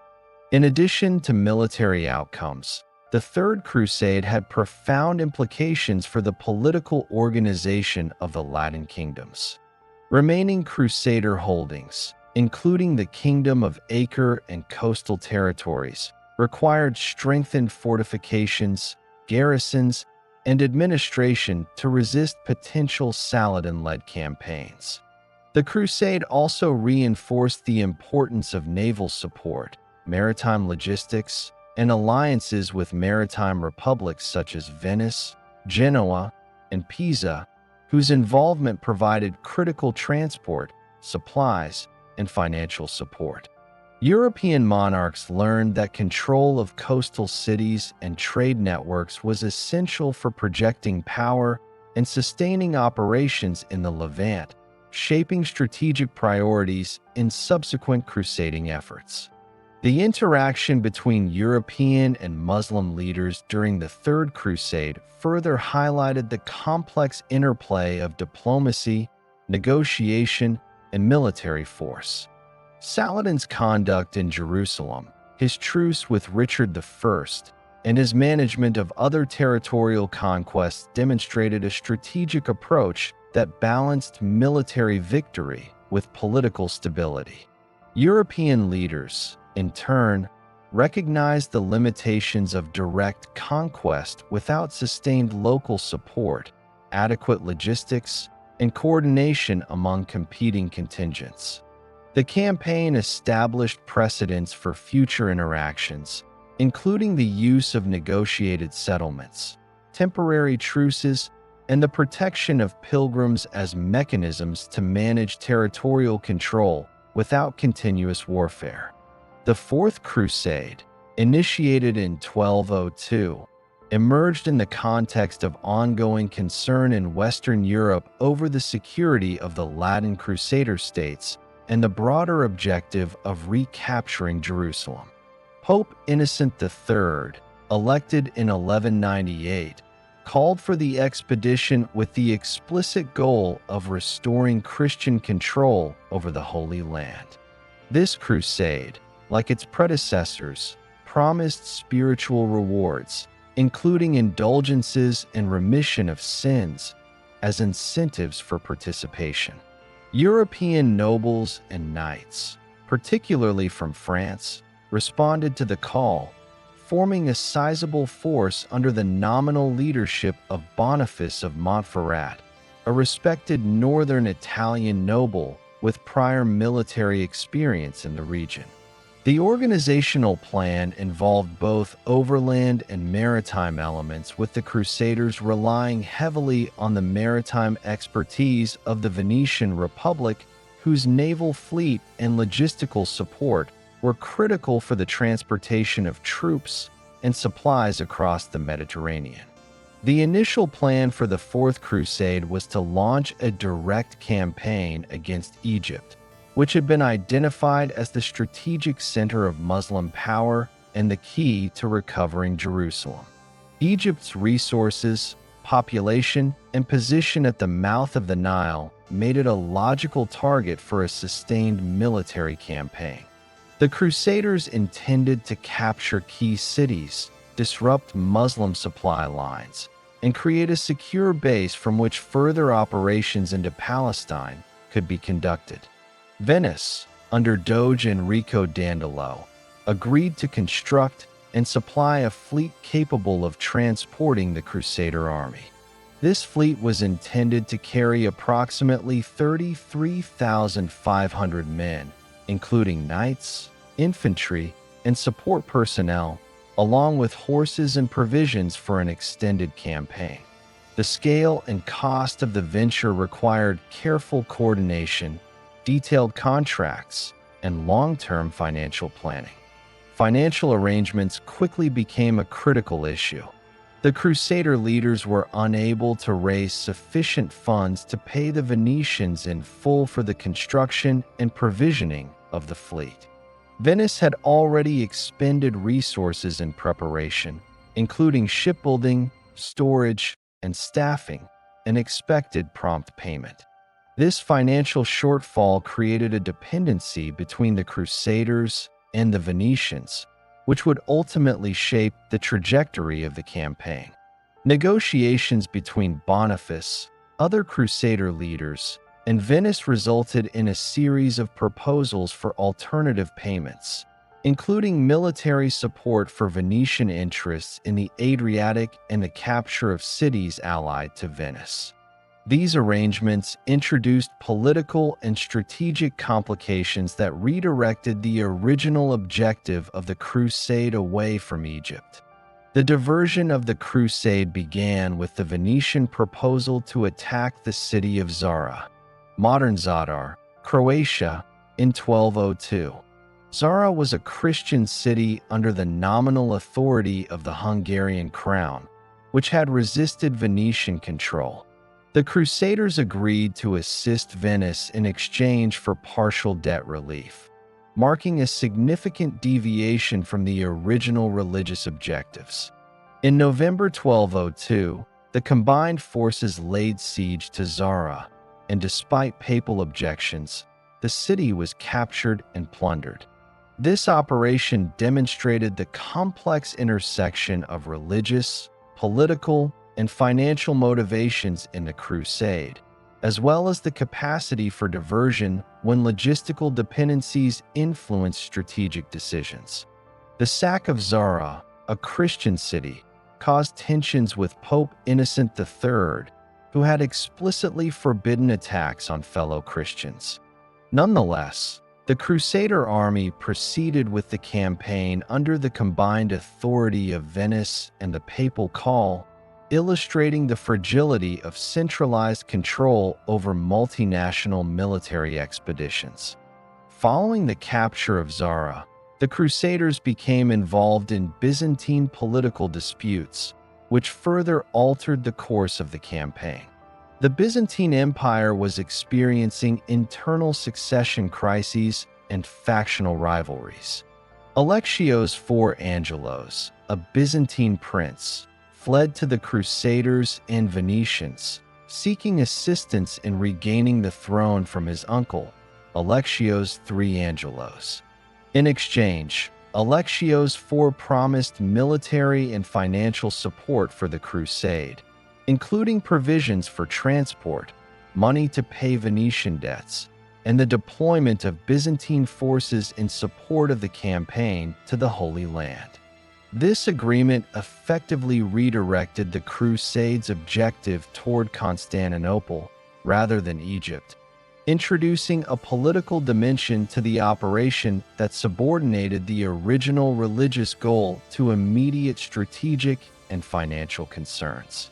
In 1203, the Crusader army, supported by the Venetian fleet, sailed to Constantinople.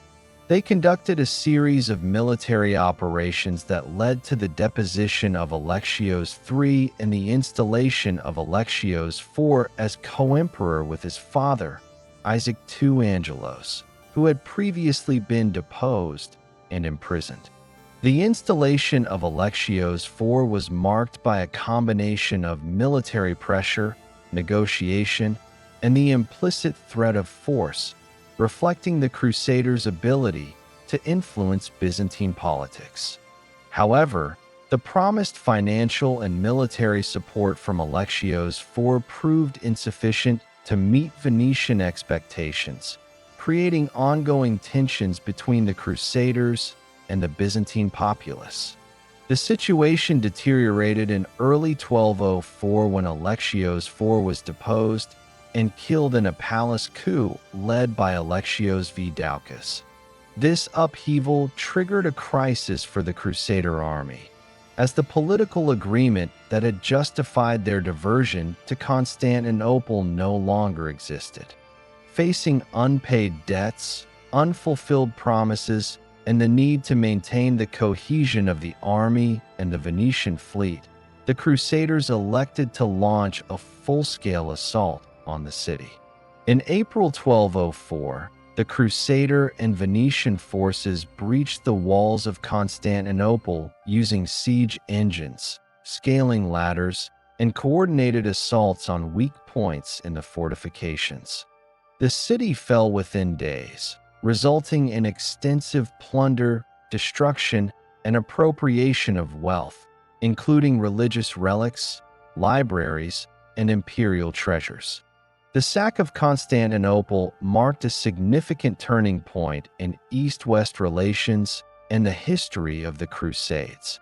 The destruction of one of the largest and most sophisticated Christian cities of the medieval period, previously a center of Byzantine political, economic, and religious authority, represented a profound breach of the ideals of the crusading movement. Western Crusaders established the Latin Empire of Constantinople, with Baldwin of Flanders elected as emperor. The Latin Empire's territories included Constantinople and surrounding regions in Thrace and Bithynia, with additional Crusader states created in former Byzantine lands, including the Kingdom of Thessalonica, the Principality of Achaia, and the Duchy of Athens. These political structures reflected a Western feudal model imposed on Byzantine territories, incorporating military, administrative, and ecclesiastical elements adapted from Latin Europe. The sack of Constantinople had long-term consequences for both the Latin West and the Byzantine East. The Byzantine Empire was permanently weakened, its territories fragmented, and its ability to project military power diminished. The schism between the Eastern Orthodox and Roman Catholic churches, formalized in 1054, was exacerbated by the violent actions of the Fourth Crusade, creating enduring religious and cultural divisions. Relations between Western Europe and Byzantium remained strained for decades, affecting diplomatic, commercial, and military interactions. The diversion of the Crusade to Constantinople also delayed Western attempts to recover Jerusalem, illustrating how political and financial pressures could redirect the objectives of ostensibly religious campaigns. Economically, the Latin occupation of Constantinople facilitated the transfer of wealth, property, and strategic assets to Western Europe, particularly to Venice and other maritime powers. Venetian merchants gained control of key ports, trade routes, and commercial privileges, integrating the former Byzantine economy into Western Mediterranean networks. The extraction of wealth and resources from Constantinople reinforced Venice's maritime dominance and its capacity to finance subsequent campaigns in the Levant. These economic shifts had broader implications for Mediterranean trade, diplomacy, and the balance of power between Latin and Byzantine actors. Militarily, the Fourth Crusade demonstrated the evolving nature of Crusader operations. The reliance on naval transport, siege capabilities, and multinational coordination reflected a shift from primarily land-based operations toward complex, integrated campaigns requiring financial and logistical support. However, the diversion from the original objective and the attack on a Christian city revealed the susceptibility of crusading armies to external influence, financial dependency, and political manipulation. The Fourth Crusade, therefore, underscored both the potential and the limitations of large-scale Crusader expeditions in the early 13th century. The Fourth Crusade also had implications for the governance of the remaining Latin kingdoms in the Levant. With the diversion of European attention and resources to Constantinople, the Crusader states in Palestine, Syria, and northern Mesopotamia were left largely unsupported. This period saw the continued consolidation of Muslim power in the region, particularly under leaders such as Saladin's successors, who capitalized on the absence of reinforcements to strengthen regional control and fortify strategic positions. The inability of Western Europe to maintain a focused campaign against the Holy Land demonstrated the challenges of sustaining long-distance military operations in the face of competing political, financial, and logistical demands. From a historical perspective, the Fourth Crusade represents a turning point in the evolution of the crusading movement. It illustrates the interplay of religious motives, political ambition, and economic interests, highlighting how financial dependency and local political opportunities could override original objectives. The diversion to Constantinople and the establishment of the Latin Empire reveal the complex dynamics of medieval warfare, diplomacy, and state building. While subsequent crusades would continue to focus on the Holy Land, the Fourth Crusade's consequences resonated across Europe and the Eastern Mediterranean, reshaping political, economic, and religious landscapes for decades. Following the diversion and consequences of the Fourth Crusade, Western Europe's focus returned to the Holy Land, where the Crusader States remained fragile and under constant pressure from Muslim powers. By the early 13th century, Egypt had emerged as a central strategic focus for the Latin Crusaders. The Ayyubid dynasty, established by Saladin and continued by his successors, controlled Egypt, Syria, and parts of Mesopotamia, providing both economic resources and military strength to oppose European incursions. In this context, Egypt was seen as the linchpin for controlling access to the Levant. Capture of the Nile Delta and its cities would disrupt Muslim supply lines and enable a coordinated campaign toward Jerusalem. The Fifth Crusade, therefore, was conceived with a direct focus on Egypt as the gateway to restoring Christian control over the Holy Land. The Fifth Crusade was formally called by Pope Honorius III in 1213, emphasizing spiritual incentives and the urgent need to relieve the Crusader States. Recruitment drew primarily from the Holy Roman Empire, Hungary, and the Low Countries, while maritime support was provided by Venice and other Italian city-states, continuing the pattern established in the Fourth Crusade. Leadership in the field initially included King Andrew II of Hungary, who led overland contingents, and later, Leopold VI of Austria, among other European nobles. The Crusaders sought to establish a coherent military presence in Egypt, combining heavy cavalry, infantry, and naval capabilities to enable both siege operations and territorial occupation. The campaign began with the assembly of forces in the eastern Mediterranean and initial landings along the Nile Delta in 1218. The Crusaders focused on the strategic port of Damietta, a fortified city controlling access to the Nile and serving as a critical economic and military hub for Egypt. Damietta was heavily defended, with walls reinforced by the Ayyubid forces under local commanders. The Crusaders laid siege to the city using both traditional siege engines, including trebuchets and catapults, and innovative techniques to manipulate water channels in the Nile Delta, attempting to flood defensive positions and limit resupply. Coordination between land and naval forces proved essential, as supply lines depended on both river and sea transport. Despite initial difficulties, the siege of Damietta progressed over several months. European forces faced disease, attrition, and environmental challenges associated with the Delta's marshlands, while Ayyubid defenders employed counterattacks, sorties, and sabotage to disrupt siege works. By 1219, the Crusaders had captured Damietta, representing a significant tactical success and providing a foothold from which further operations into Egypt could be planned.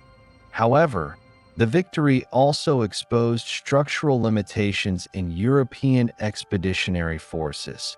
Extended supply lines, lack of regional knowledge, and dependence on naval and local support constrained the ability to advance further toward Cairo and the broader Nile Valley. The subsequent campaign toward Cairo in 1221 demonstrated the strategic weaknesses of the Crusaders.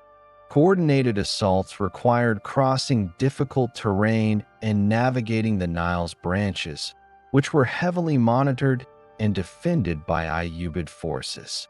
Muslim commanders, notably Sultan al-Kamil, employed scorched earth tactics, flooding, and diversionary attacks to slow the Crusaders' advance and exploit their unfamiliarity with the environment.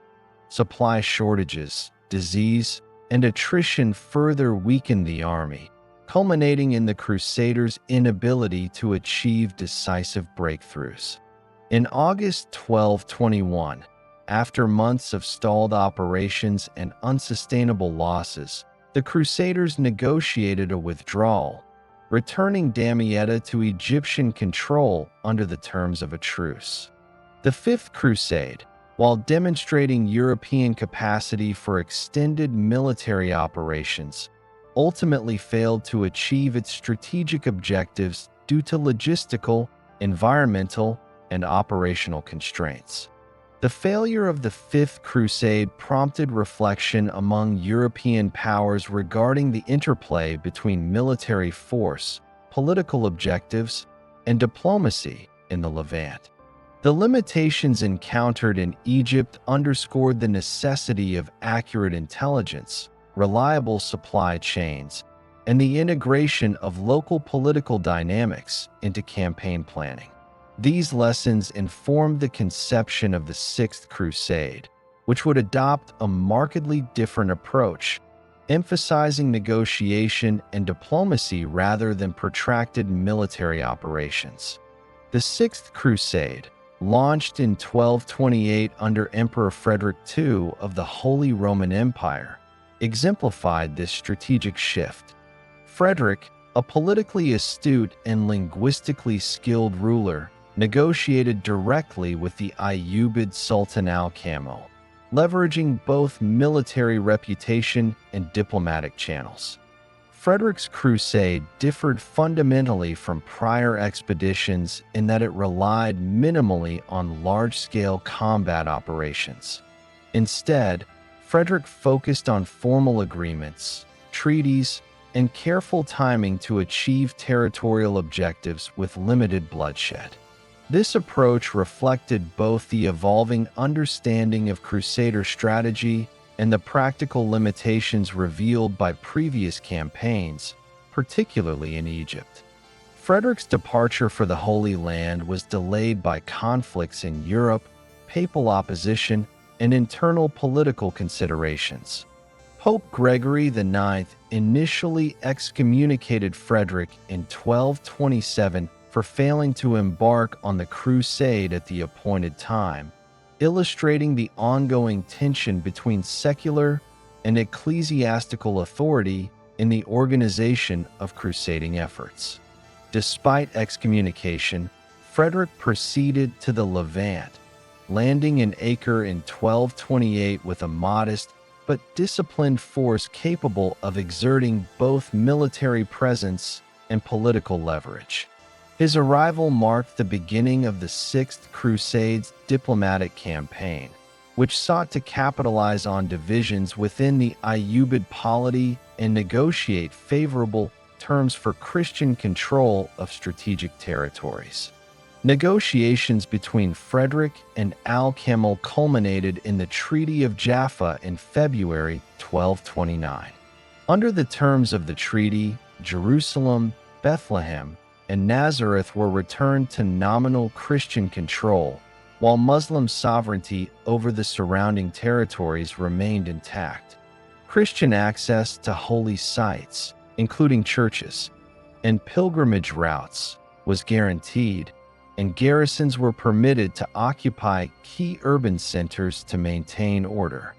The agreement represented a remarkable achievement in comparison with previous crusades, as it accomplished territorial objectives without the need for large-scale battles or prolonged sieges.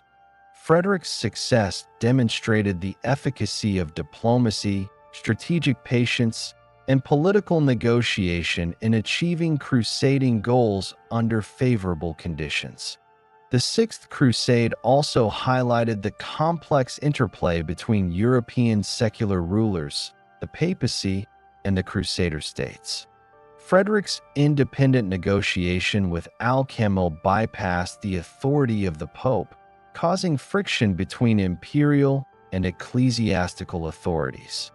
The excommunication of Frederick and subsequent negotiations with the papacy reflected ongoing tensions over control of crusading ideology, authority over the Holy Land, and the legitimacy of secular-led military expeditions. These dynamics underscored the evolving nature of crusading governance, in which practical outcomes sometimes diverged from the original papal vision, yet nonetheless shaped the political and religious landscape of the Levant. From a strategic perspective, the Sixth Crusade reinforced the importance of political diplomacy in the Crusader enterprise. Whereas the Fifth Crusade had relied on protracted military engagement, extensive siege warfare, and extended supply chains, the Sixth Crusade achieved its objectives through negotiation and strategic leverage. Frederick's ability to exploit divisions within the Ayyubid dynasty, combined with the projection of European military credibility, allowed him to secure territorial concessions with minimal loss of life. The campaign demonstrated that European rulers could achieve political and religious goals in the Levant without resorting exclusively to force, marking a significant evolution in the methodology of crusading operations. The outcomes of the Fifth and Sixth Crusades also had implications for the governance and security of the Latin kingdoms. The return of Jerusalem and associated cities to Christian control under Frederick's treaty allowed the Crusader States to stabilize partially, providing strategic bases for trade, administration, and military operations. However, the reliance on negotiated settlements rather than military occupation highlighted the vulnerability of these gains. Christian control of Jerusalem was dependent on the continued willingness of Muslim rulers to respect agreements, necessitating ongoing diplomatic engagement and a recognition of the limits of European power projection. The Fifth and Sixth Crusades also reinforced the importance of logistical, environmental, and political considerations in planning campaigns in the Eastern Mediterranean. Egypt, with its riverine geography, fortified cities, and centralized administration under the Ayyubid dynasty, presented unique operational challenges that could not be overcome solely through numerical superiority or battlefield prowess. European powers learned that effective campaigns required careful planning, integration of naval and land operations, knowledge of local conditions, and attention to the motivations and capabilities of local political actors. These lessons informed subsequent crusading efforts and shaped European strategic approaches to the region for decades. In addition to immediate military and political outcomes, the Fifth and Sixth Crusades had lasting effects on European perception of the crusading enterprise. The failures of the Fifth Crusade highlighted the limits of enthusiasm and moral incentive in the absence of practical preparation, while the success of the Sixth Crusade demonstrated the potential for diplomacy, negotiation, and strategic foresight to achieve objectives. The combination of these experiences influenced European attitudes toward the use of force, negotiation, and alliance building in subsequent crusading campaigns, reinforcing the need for flexibility, planning, and realistic assessment of regional conditions. Economically, the campaigns affected both Europe and the Levant. The mobilization of large-scale European armies for the Fifth Crusade placed significant demands on resources, finances, and trade networks, while the subsequent negotiated settlement of the Sixth Crusade reduced the need for prolonged military expenditure. In the Levant, control of Damietta, Jerusalem, and associated trade routes facilitated commerce, taxation, and the movement of goods, highlighting the interconnectedness of military operations, territorial control, and economic infrastructure. These factors underscored the multidimensional nature of crusading operations, in which military, political, and economic considerations were inextricably linked. The Fifth and Sixth Crusades thus represent a transitional phase in the crusading movement. They illustrate the evolution from large-scale, force-intensive campaigns toward integrated strategies combining military presence, diplomacy, and negotiation. The campaigns emphasize the importance of local knowledge, logistical capacity, and political alliances, while also highlighting the constraints imposed by geography, climate, and the organizational capacity of Muslim states. Collectively, these crusades contributed to the ongoing struggle to maintain Christian influence in the Levant, preserving the framework of Crusader states while revealing the challenges inherent in sustaining long-term military and political operations far from Europe. By the mid-13th century, the Latin kingdoms of the Levant remained tenuously established, constrained by declining European support, internal divisions, and the growing strength of Muslim powers, particularly the Ayyubid successors and the rising Mamluk Sultanate in Egypt. In this context, the Seventh and Eighth Crusades, led by Louis IX of France, represented renewed attempts by European monarchs to project military authority in the Holy Land and North Africa. Louis, canonized posthumously as Saint Louis, approached crusading with a combination of personal piety, administrative discipline, and strategic planning. Seeking to reinforce Christian holdings in the Eastern Mediterranean and to secure the pilgrimage routes that were central to Latin religious objectives. The Seventh Crusade, launched in 1248, was conceived in response to the continuing pressure on Crusader states, particularly following the loss of Jerusalem to Muslim control and the decline of Acre as a regional stronghold. Louis IX embarked from France with a well-organized expeditionary force, reportedly numbering between 15,000 and 20,000 men, including knights, infantry, and logistical support personnel. The campaign was distinguished by its level of preparation, including coordination with maritime powers such as Genoa and Venice for transport and supply, as well as careful financial provisioning to support prolonged operations in hostile territory. The departure of Louis IX also included ecclesiastical approval, reinforcing the religious legitimacy of the endeavor and emphasizing spiritual rewards for participants. The initial objective of the Seventh Crusade was Egypt, consistent with the strategic recognition that control over the Nile Delta offered a pathway toward reclaiming Jerusalem and consolidating the remaining Latin territories. Upon arrival, the Crusaders landed near Damietta, a city that had previously served as a strategic gateway during the Fifth Crusade. The campaign initially achieved tactical success, with the capture of Damietta in June 1249, following a siege that combined coordinated assaults, siege engines, and naval support to isolate the city from reinforcement. The capture of Damietta provided a secure base for further operations into the Nile Valley and demonstrated the continued European capacity to conduct large-scale military expeditions in the Eastern Mediterranean.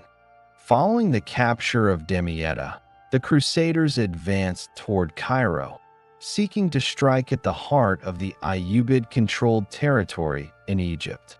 The campaign encountered significant resistance from Sultan al-Salih Ayyub, who employed scorched earth tactics, flooding of the Nile branches, and defensive fortifications to slow the European advance. The Crusaders faced environmental challenges, including marshland terrain, disease, and extended supply lines, which undermined the operational effectiveness of their forces. In February 1250, the Crusaders were decisively defeated at the Battle of Ferrascour, where Louis IX himself was captured. The defeat exposed the limitations of European military power in the Egyptian theater and highlighted the strategic sophistication of the Ayyubid defense system. Louis was subsequently ransomed for a substantial payment and released, marking a critical setback for the Seventh Crusade. The failure of the Seventh Crusade underscored both the operational challenges of campaigning in Egypt and the broader limitations of European-led expeditions in the region. The loss of troops, resources, and momentum weakened the Latin presence in the eastern Mediterranean, leaving the Crusader States reliant on coastal fortifications and limited internal organization for survival. Despite the failure, Louis IX returned to France with his authority intact, maintaining political legitimacy and the capacity to launch future campaigns. The experience influenced subsequent strategic thinking, emphasizing the need for logistical preparation, intelligence gathering, and careful selection of objectives in campaigns beyond the immediate control of European powers. Following the Seventh Crusade, Louis IX continued to engage in broader Mediterranean politics, seeking alternative avenues to reinforce Latin influence and expand Christendom's reach. In 1270, he embarked on the Eighth Crusade, this time targeting Tunisia in North Africa. The campaign was motivated by multiple factors: strategic interest in North Africa as a staging ground for operations toward Egypt, and the Levant, the desire to convert or influence the Hafsid dynasty, and religious objectives related to suppressing Muslim power in the Western Mediterranean. The expedition included a fleet of ships from France and allies, transporting knights, infantry, and support personnel, demonstrating the continued logistical capacity of European monarchs to mount overseas campaigns. The landing in Tunisia, however, coincided with adverse environmental and logistical conditions. The Crusader army faced disease, supply shortages, and harsh terrain, which undermined operational capacity before significant military engagements could occur. Louis IX himself succumbed to illness shortly after arrival in Tunis, significantly affecting morale and the coherence of command.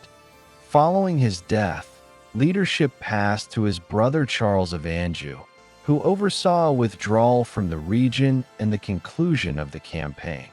The Eighth Crusade thus failed to achieve its immediate objectives, illustrating the persistent operational and environmental challenges associated with long-distance crusading expeditions. The campaigns of Louis IX, encompassing both the Seventh and Eighth Crusades, highlight the intersection of religious motivation, dynastic ambition, and strategic planning in the later stages of crusading activity. Louis IX's personal piety and administrative discipline influenced both the organization and execution of these campaigns, reflecting the centrality of monarchic leadership in sustaining large-scale European military operations abroad. Nevertheless, the operational failures and environmental challenges experienced by the Crusaders demonstrate the enduring limitations of European power projection in regions where local military capacity, geography, and climate imposed severe constraints. The Seventh and Eighth Crusades also had significant implications for the governance of the Crusader States in the Levant. While the capture of Damietta and the initial successes of the Seventh Crusade temporarily strengthened Latin positions, the subsequent defeats and withdrawal of forces exposed the fragility of Crusader holdings. Coastal cities such as Acre, Tyre, and Tripoli remained under Latin control, but inland territories were increasingly vulnerable to Muslim military action. The campaigns reinforced the necessity of fortified cities, defensive alliances, and integration with local maritime powers to maintain operational sustainability. European reliance on naval transport and logistical support from Italian city-states further emphasized the interconnectedness of Mediterranean trade, military capability, and territorial control. Economically, the campaigns imposed substantial financial burdens on European monarchs, requiring taxation, loans, and contributions from both secular and ecclesiastical sources. The ransoming of Louis IX following the Battle of Firascour represented a particularly costly expenditure, while the provision of ships, supplies, and equipment for both crusades further strained European resources. Conversely, temporary occupation of cities such as Damietta provided opportunities for economic extraction, taxation, and control of trade routes, demonstrating the dual military and economic dimensions of crusading operations. These factors illustrate the complex interplay of political, economic, and military considerations in sustaining long-distance campaigns. Strategically, the Crusades of Louis IX reflected both continuity and change in European approaches to the Holy Land and surrounding regions. The selection of Egypt as the initial target in the Seventh Crusade maintained the strategic logic of earlier campaigns, recognizing the centrality of the Nile Delta to controlling access to Jerusalem and the Levant. The shift to Tunisia in the Eighth Crusade, however, demonstrated adaptability in European strategy, reflecting broader objectives related to influence in North Africa and the Western Mediterranean. Both campaigns underscored the importance of logistics, intelligence, and coordinated leadership in determining the success or failure of extended operations beyond Europe. The failure of the Seventh and Eighth Crusades also reinforced broader patterns in European-Mediterranean relations. The inability to secure lasting territorial gains in Egypt or North Africa highlighted the enduring resilience of Muslim polities, particularly the Ayyubid successors and emerging Mamluk authorities, in defending strategic territories. European efforts remained heavily dependent on local alliances, maritime support, and the political stability of the Crusader States, revealing structural vulnerabilities in the crusading enterprise. Moreover, the campaigns illustrated the persistent tension between spiritual motivation and pragmatic military and political considerations, as European leaders balanced religious imperatives with logistical realities and strategic limitations. From a historical perspective, the Crusades of Louis IX represent the last significant attempts by a European monarch to conduct personally led expeditions with strategic objectives in both the Eastern Mediterranean and North Africa. While his piety and organizational skills enabled the temporary projection of military force, the outcomes demonstrated the declining feasibility of sustained European intervention in the region without substantial local support, integrated logistics, and favorable environmental conditions. The campaigns also signaled a transition in the crusading movement, as subsequent efforts would increasingly rely on limited, regionalized expeditions, smaller-scale military initiatives, and diplomatic engagement rather than the large, continent-wide mobilizations exemplified by Louis IX's expeditions. The Seventh and Eighth Crusades, therefore, occupy a critical position in the chronology of the crusading movement. They reflect both the ambition and limitations of European monarchs operating at the intersection of religion, politics, and military strategy.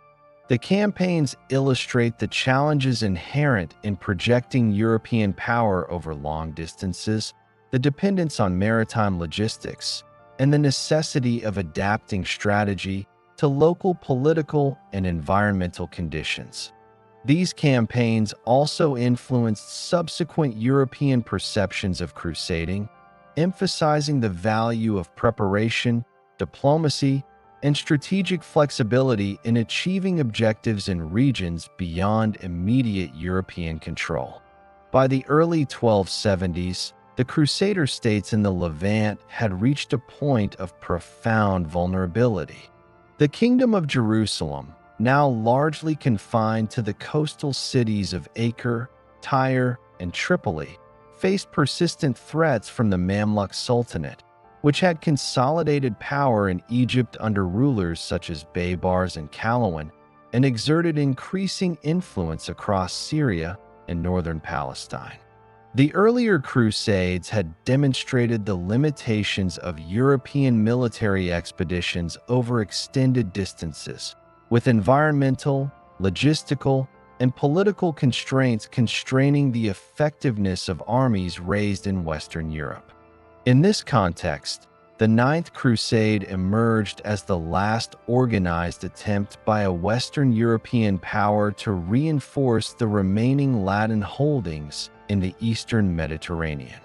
The Ninth Crusade was led by Prince Edward of England, later Edward I, who had acquired military and administrative experience in Europe and the British Isles. Edward's involvement reflected both dynastic obligation and a commitment to maintaining Christian presence in the Holy Land, despite the limited resources and strategic challenges facing the Crusader States. He arrived in Acre in 1271 with a relatively small, disciplined force, reportedly numbering between 1,000 and 2,000 knights and supporting infantry, significantly smaller than the massed armies of earlier crusades. This represented a shift in operational scale, emphasizing mobility, professional soldiers, and tactical flexibility over large-scale, multinational levies. Upon arrival, Edward immediately assessed the political and military environment of the Crusader States. Internal divisions among the Latin nobility, tensions between the military orders such as the Knights Templar and Hospitallers, and limited financial and logistical support from Europe constrained potential operations. The Mamluk Sultanate, under Baybars, controlled strategic fortresses and maintained a disciplined military capable of conducting both defensive and offensive operations along the Syrian-Lebanese coastline. Edward's strategy therefore relied on selective engagements, fortification of key positions, and coordinated raids rather than sustained territorial conquest, reflecting the operational realities of a diminished European presence. During the 1271 to 1272 campaign, Edward conducted a series of targeted operations against Mamluk positions in the Galilee, along the coastal plain, and in the vicinity of Acre. These operations included the siege and capture of minor fortifications, harassment of Mamluk supply lines, and defensive reinforcement of Crusader-held cities. While Edward achieved some tactical victories, including the temporary neutralization of enemy positions and the reinforcement of Acre's defenses, these gains were localized and did not translate into long-term strategic advantage. The Mamluks' superior manpower, mobility, and regional knowledge prevented any sustained European offensive and limited the potential for expansion or recovery of Jerusalem. The campaign also involved negotiations with regional powers. Edward maintained communication with the remaining Latin nobility, Italian maritime republics, and local Christian communities to coordinate defensive and offensive operations. These efforts reflected a pragmatic approach to crusading, emphasizing consolidation, coordination, and defense over ambitious territorial objectives. Additionally, Edward sought to maintain the delicate balance between military orders, secular lords, and European representatives, whose competing interests often complicated strategic decision-making. The need for cohesion and discipline among a relatively small force constrained the scale of operations, illustrating the practical limits of late crusading expeditions. Edward's campaign coincided with significant developments in Europe. Following the death of King Henry III of England, successor and domestic political considerations, Edward faced pressure to return home to secure dynastic succession and consolidate authority.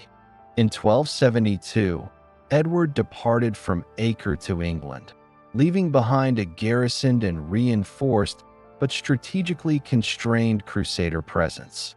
The withdrawal symbolized the diminishing capacity of European monarchs to sustain personally led campaigns in the Levant over extended periods, particularly in the face of strong, organized Muslim opposition and logistical limitations.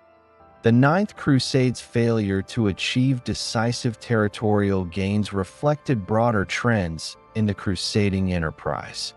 European expeditions had historically relied on initial momentum, large-scale levies, and extensive financial and maritime support to achieve objectives.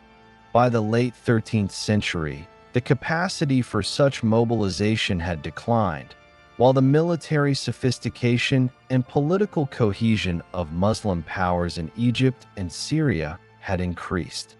The Mamluk Sultanate, with professional armies, fortifications, and strategic mobility, effectively constrained European operations, demonstrating the structural asymmetry that increasingly defined interactions between the Crusader states and their neighbors.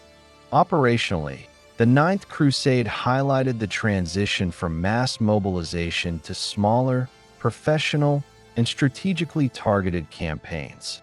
Edward's reliance on knights and supporting infantry capable of rapid movement and coordinated defense reflected the limited operational options available to European powers. This contrasted with earlier crusades, where armies numbering tens of thousands attempted protracted campaigns and sieges across hostile territory.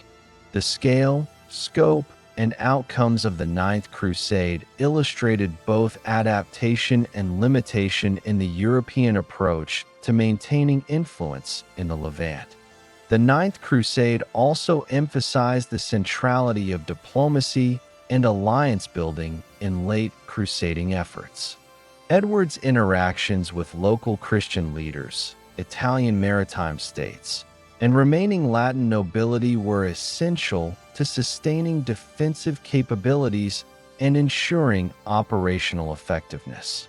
Negotiations with the military orders and coordination with the city authorities of Acre facilitated both garrisoning and limited offensive operations, highlighting the necessity of political as well as military acumen in late-stage crusading campaigns. The integration of these elements reflects a shift in strategy from conquest-focused objectives to the maintenance of strategic positions and the protection of critical territories. Economically, the Ninth Crusade placed a limited but focused burden on European and Levantine resources. Edward's force, though small relative to earlier expeditions, required provisioning, transport, and funding over an extended period.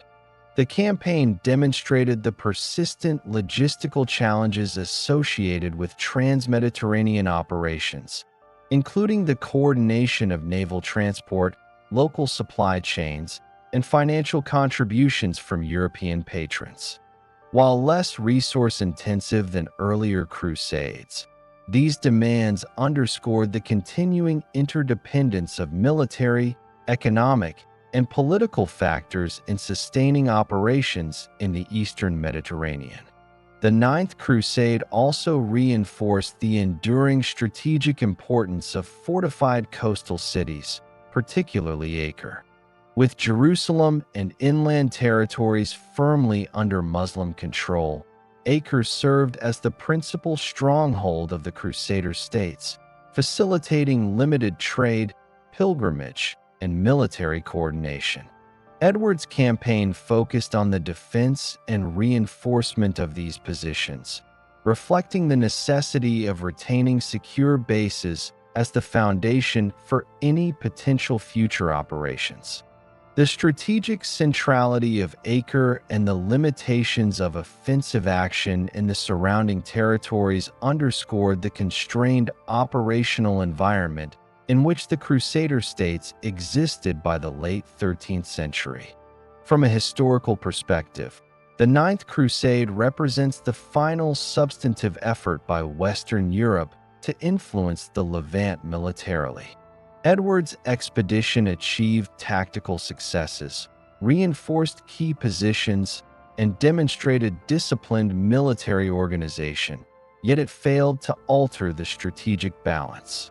The campaign marked a transition in crusading history, from aggressive expansion and territorial conquest to defensive consolidation, political negotiation, and strategic maintenance of limited holdings. The inability to reclaim Jerusalem or achieve broader objectives reflected both the structural decline of European power projection in the region and the concurrent consolidation of Mamluk authority. The campaign also illustrates the limitations imposed by geography, logistics, and local political structures. European forces operated in a context of hostile terrain, extended supply lines, and politically sophisticated opponents capable of both conventional and irregular warfare. Edward's strategy of selective engagement and fortification maintenance reflected an understanding of these constraints, emphasizing achievable objectives and long-term sustainability over immediate conquest. This approach, while prudent, could not compensate for the fundamental asymmetry in regional power and resources. Politically, the Ninth Crusade highlighted the intersection of European dynastic imperatives, papal authority, and local Crusader governance. Edward's leadership reflected the dual priorities of maintaining legitimacy in Europe and supporting the Crusader States abroad. Coordination with the papacy, military orders, and local nobility required negotiation, compromise, and pragmatic decision-making.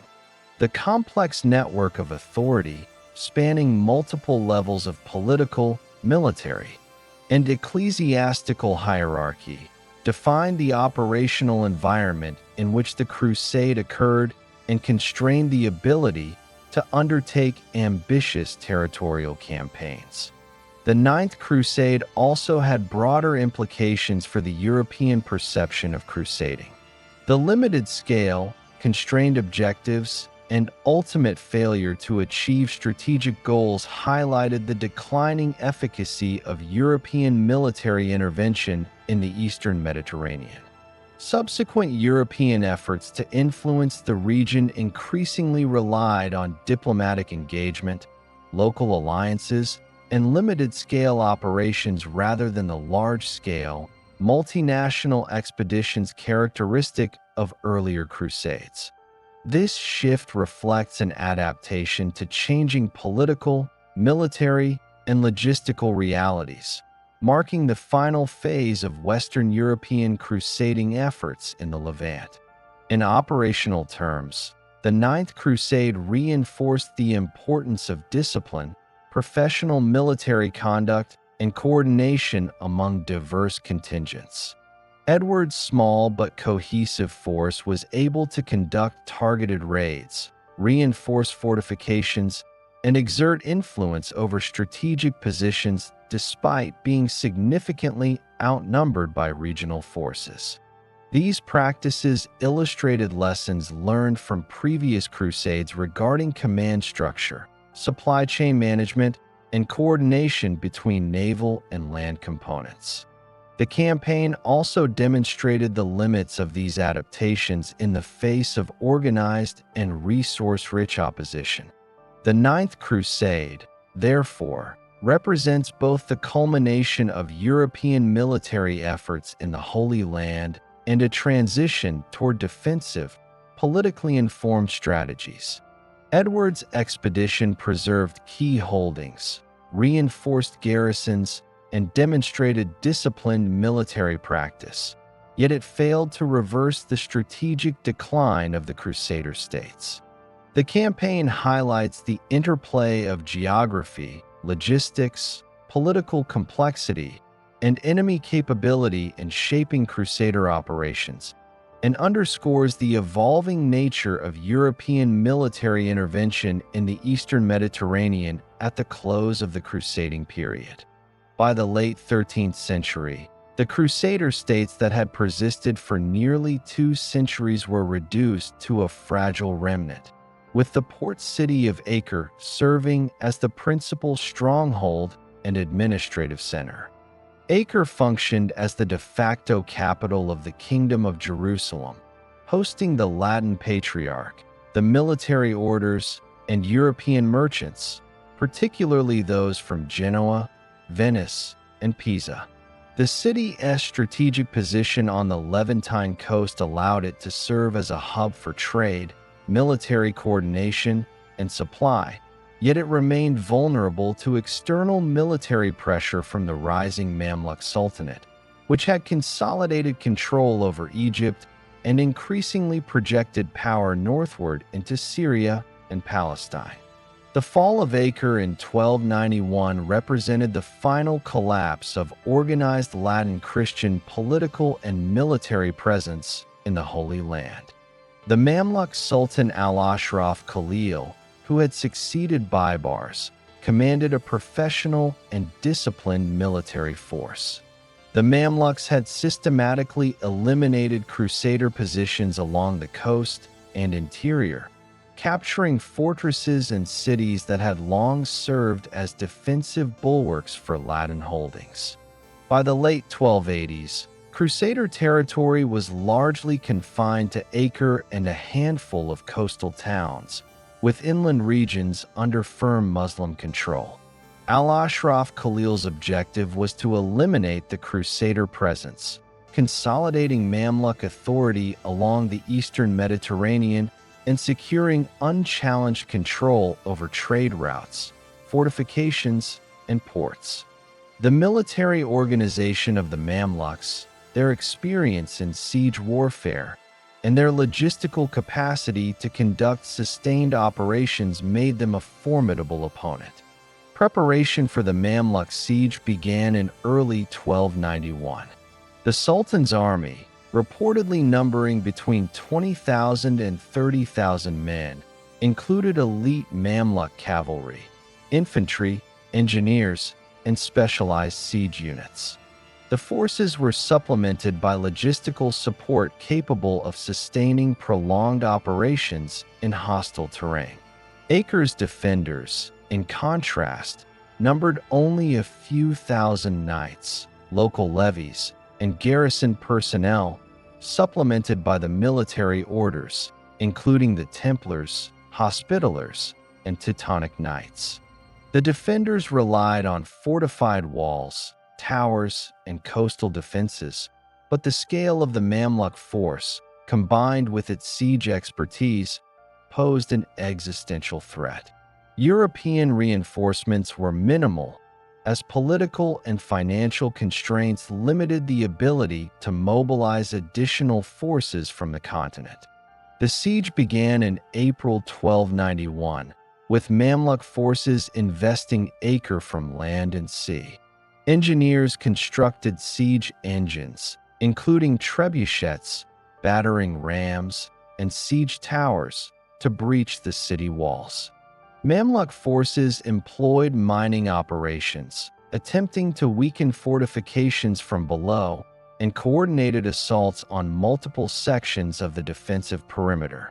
The defenders responded with countermeasures, including reinforcement of walls, archery fire, and countermining operations. Both sides engaged in systematic preparations, reflecting a high degree of military organization, strategic planning, and adaptation to the unique demands of fortified urban warfare. Despite determined resistance, the Mamluk siege proved increasingly effective.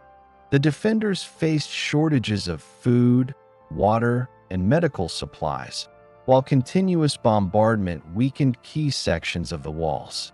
Coordination among the Crusader garrison, the military orders, and local leaders was constrained by the scale of the assault and the lack of external reinforcement.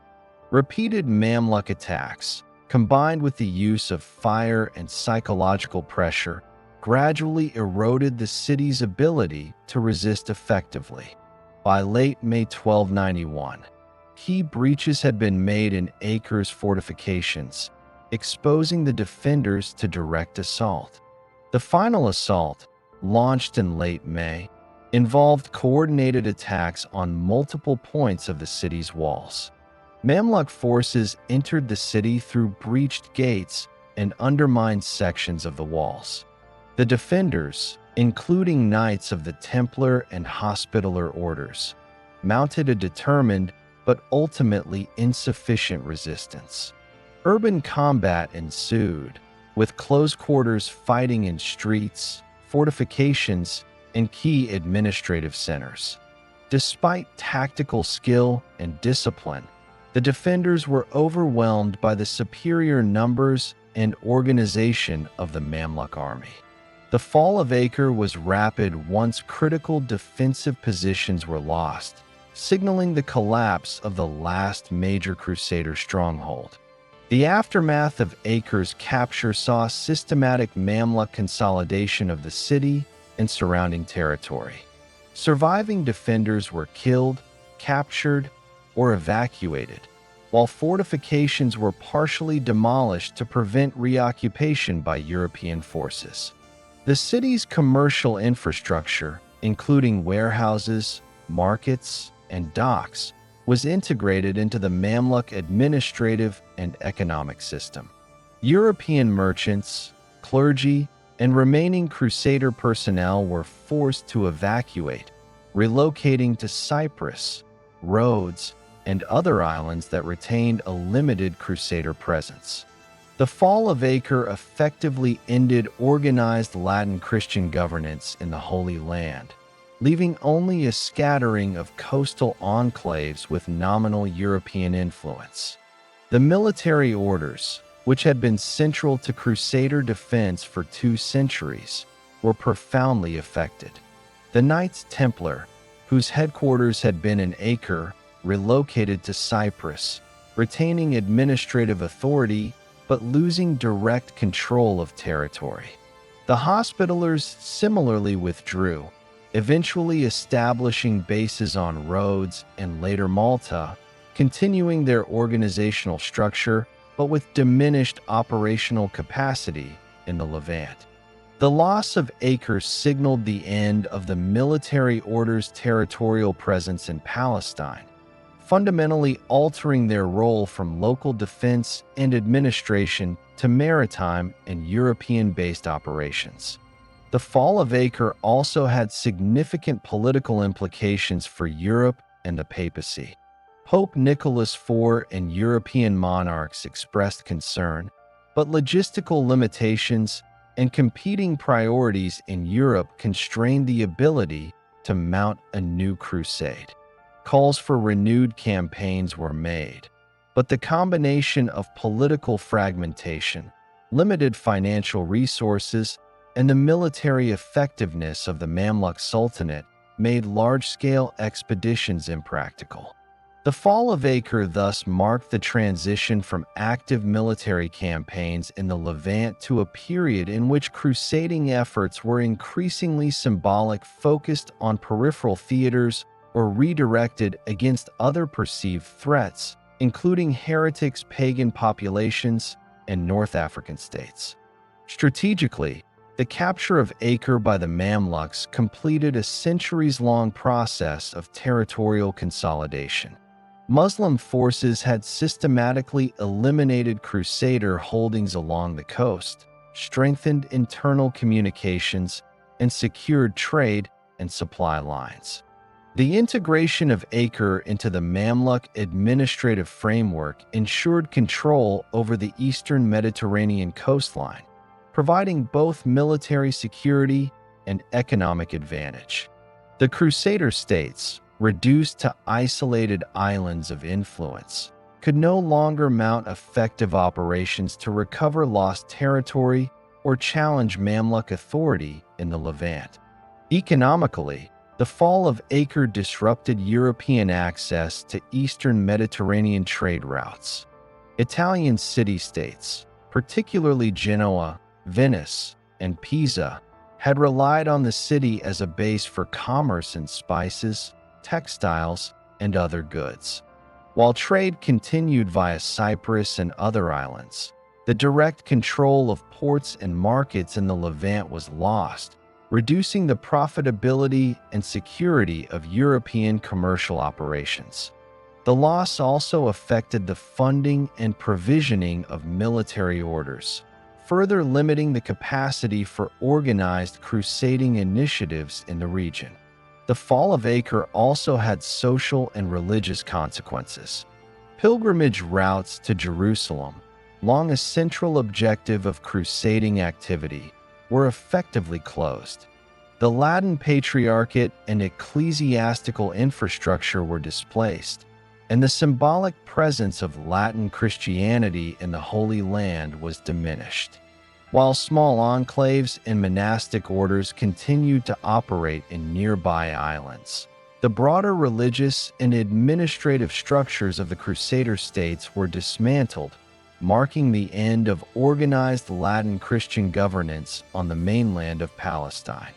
The loss of Acre also reflected broader trends in the medieval Eastern Mediterranean.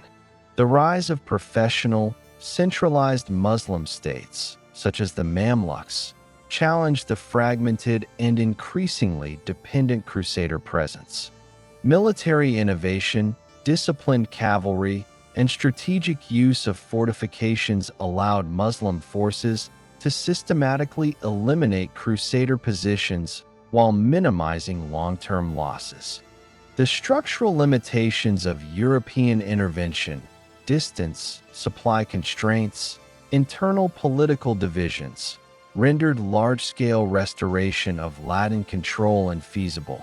Acre's fall, therefore, epitomized the culmination of these long-term dynamics, demonstrating the decisive impact of regional military consolidation and effective governance.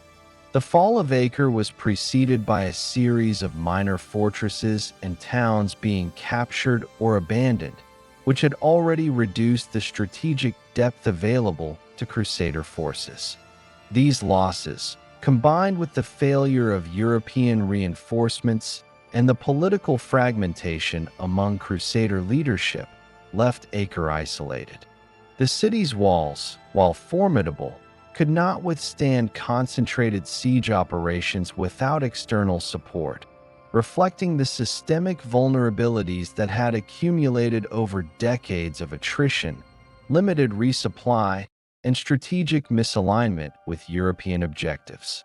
From a historical perspective, the capture of Acre in May 1291 represents both a symbolic and practical endpoint of the Crusader presence in the Holy Land.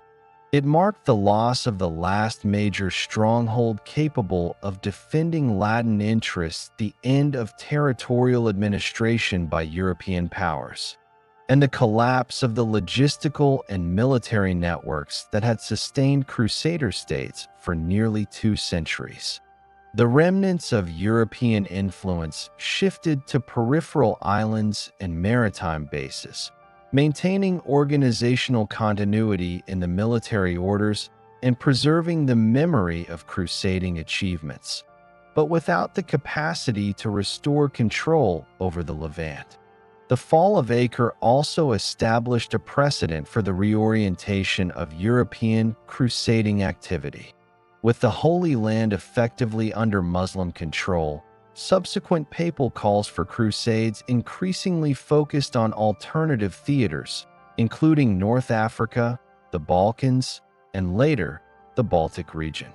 The emphasis shifted toward political objectives, religious conformity, and localized interventions rather than sustained campaigns to reclaim Palestine. The structural and operational lessons of Acre, particularly regarding the limitations of European expeditionary power, informed both contemporaneous and later perceptions of the feasibility of crusading efforts. The Crusades, spanning from 1095 to 1291, left a complex and enduring legacy across multiple dimensions: religious, political, economic, military, and cultural. While the immediate objective of establishing long-term Latin Christian control over the Holy Land ultimately failed, the Crusades produced significant structural changes in Europe, the Eastern Mediterranean, and the broader Islamic world. Their effects continued to resonate in political relations, trade networks, religious thought, military organization, and collective memory well beyond the 13th century. Religiously, the Crusades entrenched and intensified divisions both within Christendom and between Christianity and Islam. The campaigns reinforced the authority of the papacy as a central organizing institution capable of mobilizing secular European monarchs, nobles, and commoners toward a unified, if episodically effective, religious goal. Papal promotion of crusading as an act of penance and devotion established a model in which military engagement and spiritual reward were linked, creating a precedent for later campaigns against heretics, political rivals, and non-Christian populations. The ideological framing of the Crusades also contributed to the hardening of religious identity in Europe, defining an explicit boundary between the Latin Christian West and Muslim-controlled territories in the Eastern Mediterranean. The relationship between Latin and Orthodox Christianity was profoundly affected.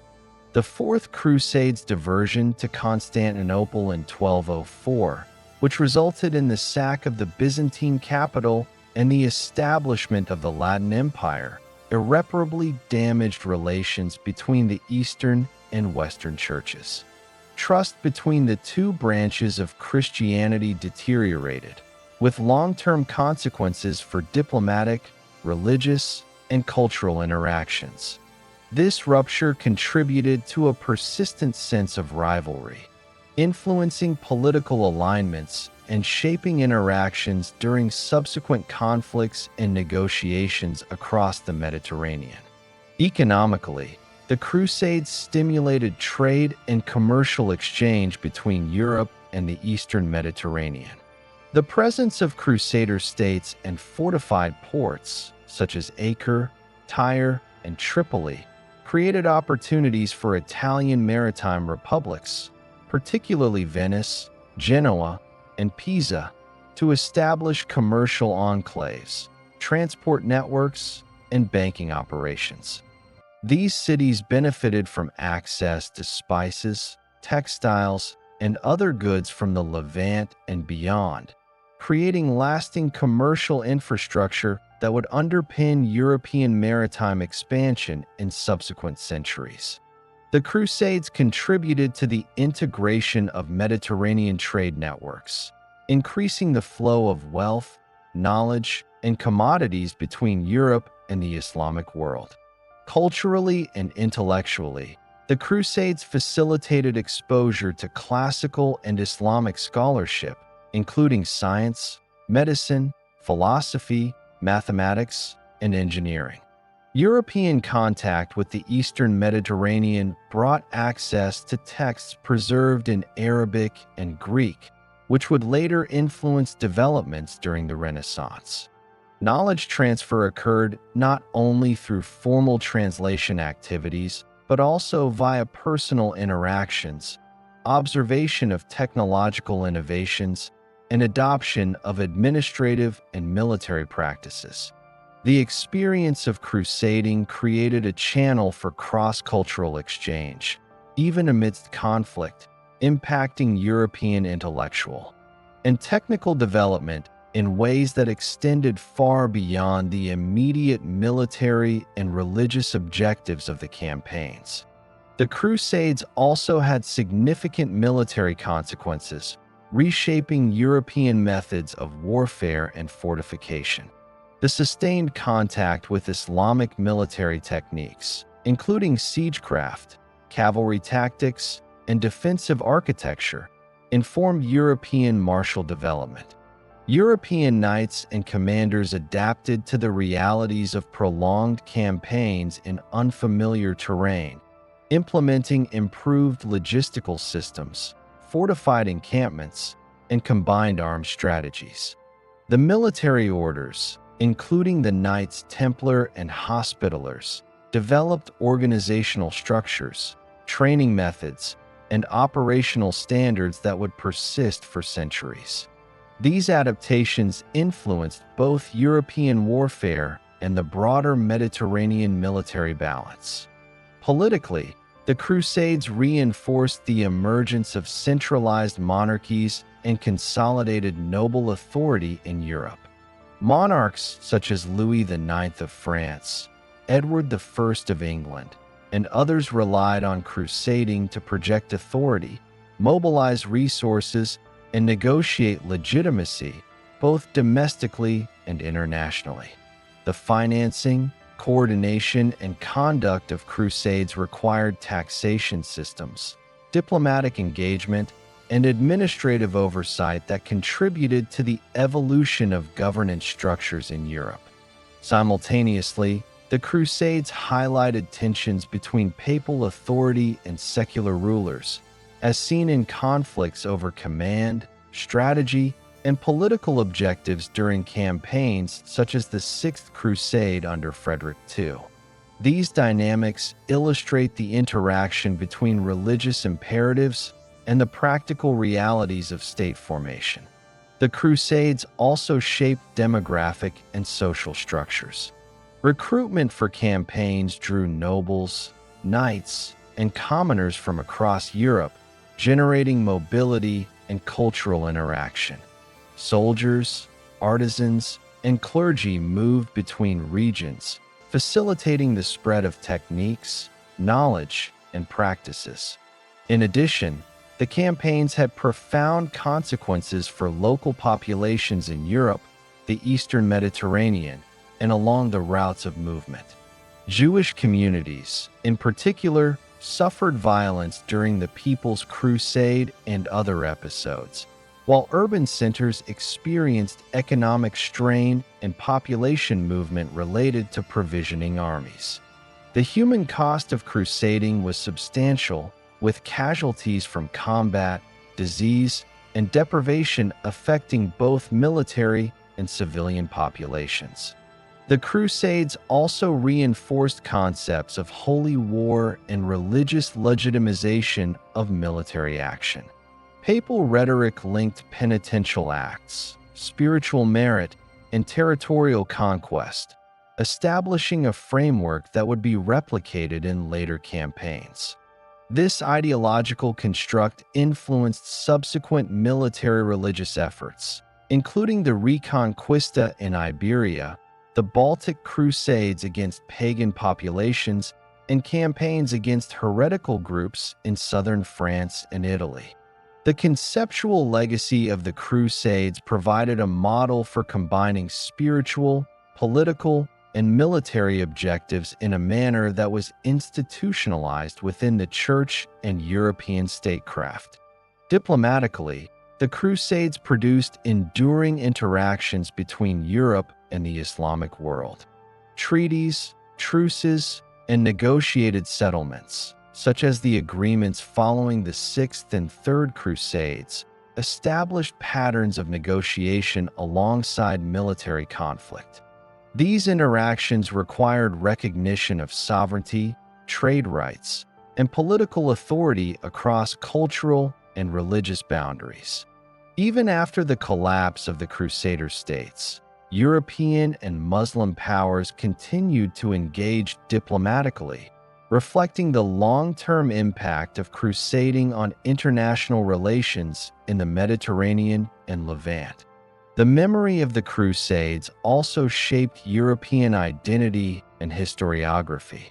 Chronicles, letters, and administrative records preserved both the narrative of military campaigns and the ideological framework underpinning them. These sources influenced subsequent perceptions of the Middle East, Islam, and religious conflict, contributing to enduring narratives of East-West interaction.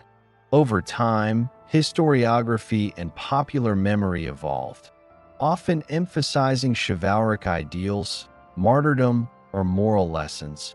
Yet modern scholarship has sought to reinterpret these events based on empirical evidence, emphasizing political, economic, and military realities rather than purely ideological narratives. The Crusades further affected architectural and urban development.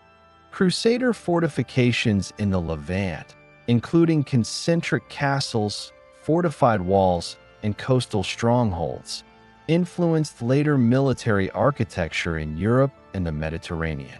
The transmission of defensive techniques, including angled walls, towers, and concentric designs, reflected the adaptation to prolonged sieges and engagement with skilled engineers in the Islamic world.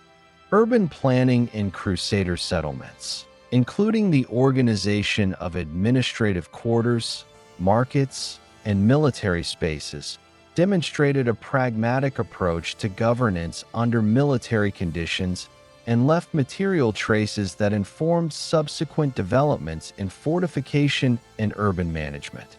Economically, the Crusades stimulated both short-term extraction and long-term trade development. Crusader states relied on taxation, levies, and tolls to sustain defense and administration. European merchants capitalized on profit opportunities, establishing permanent or semi-permanent enclaves in key ports. These economic interactions facilitated the circulation of coinage, commodities, and credit systems, laying the foundations for later commercial expansion in the Mediterranean and European economies. The integration of maritime republics into Crusader logistics also strengthened political-economic links between Europe and the Levant, influencing patterns of investment, naval technology, and mercantile networks. The Crusades' legacy is also visible in the evolution of military orders. The Templars, Hospitallers, and Teutonic Knights institutionalized practices of recruitment, training, administration, and finance. These orders became influential in European politics, lending military expertise, financial services, and administrative skills to secular rulers. Even after the loss of territorial holdings in the Levant, the orders continued to operate in Europe, North Africa, and the Mediterranean islands, maintaining organizational continuity and contributing to the broader European political and military infrastructure. In terms of intellectual legacy, contact with the Islamic world expanded European understanding of medicine, mathematics, astronomy, philosophy, and engineering. Classical texts preserved and translated into Arabic reached European scholars, accelerating the development of universities and intellectual discourse. Practical knowledge in irrigation, fortification, and maritime operations was also disseminated through interaction, observation, and adaptation. These transfers of knowledge reflected the pragmatic and sustained nature of Crusader engagement with the Eastern Mediterranean, providing material benefits alongside the military and religious dimensions of the campaigns. The Crusades also contributed to shaping the geopolitical landscape of the Eastern Mediterranean. The decline of Crusader states coincided with the rise of Mamluk authority, the consolidation of regional powers, and the maintenance of trade and political stability in the Levant under Muslim control. These dynamics established long-term patterns of governance, military organization, and regional integration that persisted well beyond the cessation of active European campaigns. The balance of power achieved by the late 13th century reflected lessons learned by both European and Muslim actors in terms of strategy, fortification, logistics, and diplomacy. Finally, the Crusades' legacy extends to collective memory and historiography. Subsequent generations of Europeans remembered the campaigns through chronicles, poetry, legal records, and religious narratives, often emphasizing ideals of piety, heroism, or martyrdom. At the same time, modern historical research has reevaluated these events, focusing on empirical analysis, strategic assessment, and the interaction of political, economic, and social forces. The Crusades are now understood as complex historical phenomena shaped by faith, ambition, logistical realities, and geopolitical dynamics, rather than singularly heroic or purely ideological endeavors. Their memory continues to inform global historical discourse, providing insight into the dynamics of medieval warfare, diplomacy, religion, and cross-cultural contact. The overall impact of the Crusades, therefore, encompasses religious, political, economic, military, intellectual, and cultural dimensions. They reshaped Europe's relationship with the Eastern Mediterranean, accelerated the development of trade and scholarship, influenced governance and military organization, and left enduring patterns of diplomacy and ideological framing. While the territorial objectives ultimately failed, the Crusades produced structural changes that had lasting consequences for both Europe and the Islamic world. They created a framework for subsequent interaction, conflict, and exchange, and remain a central reference point in understanding medieval global history, the evolution of European and Middle Eastern societies, and the historical development of Christian-Muslim relations.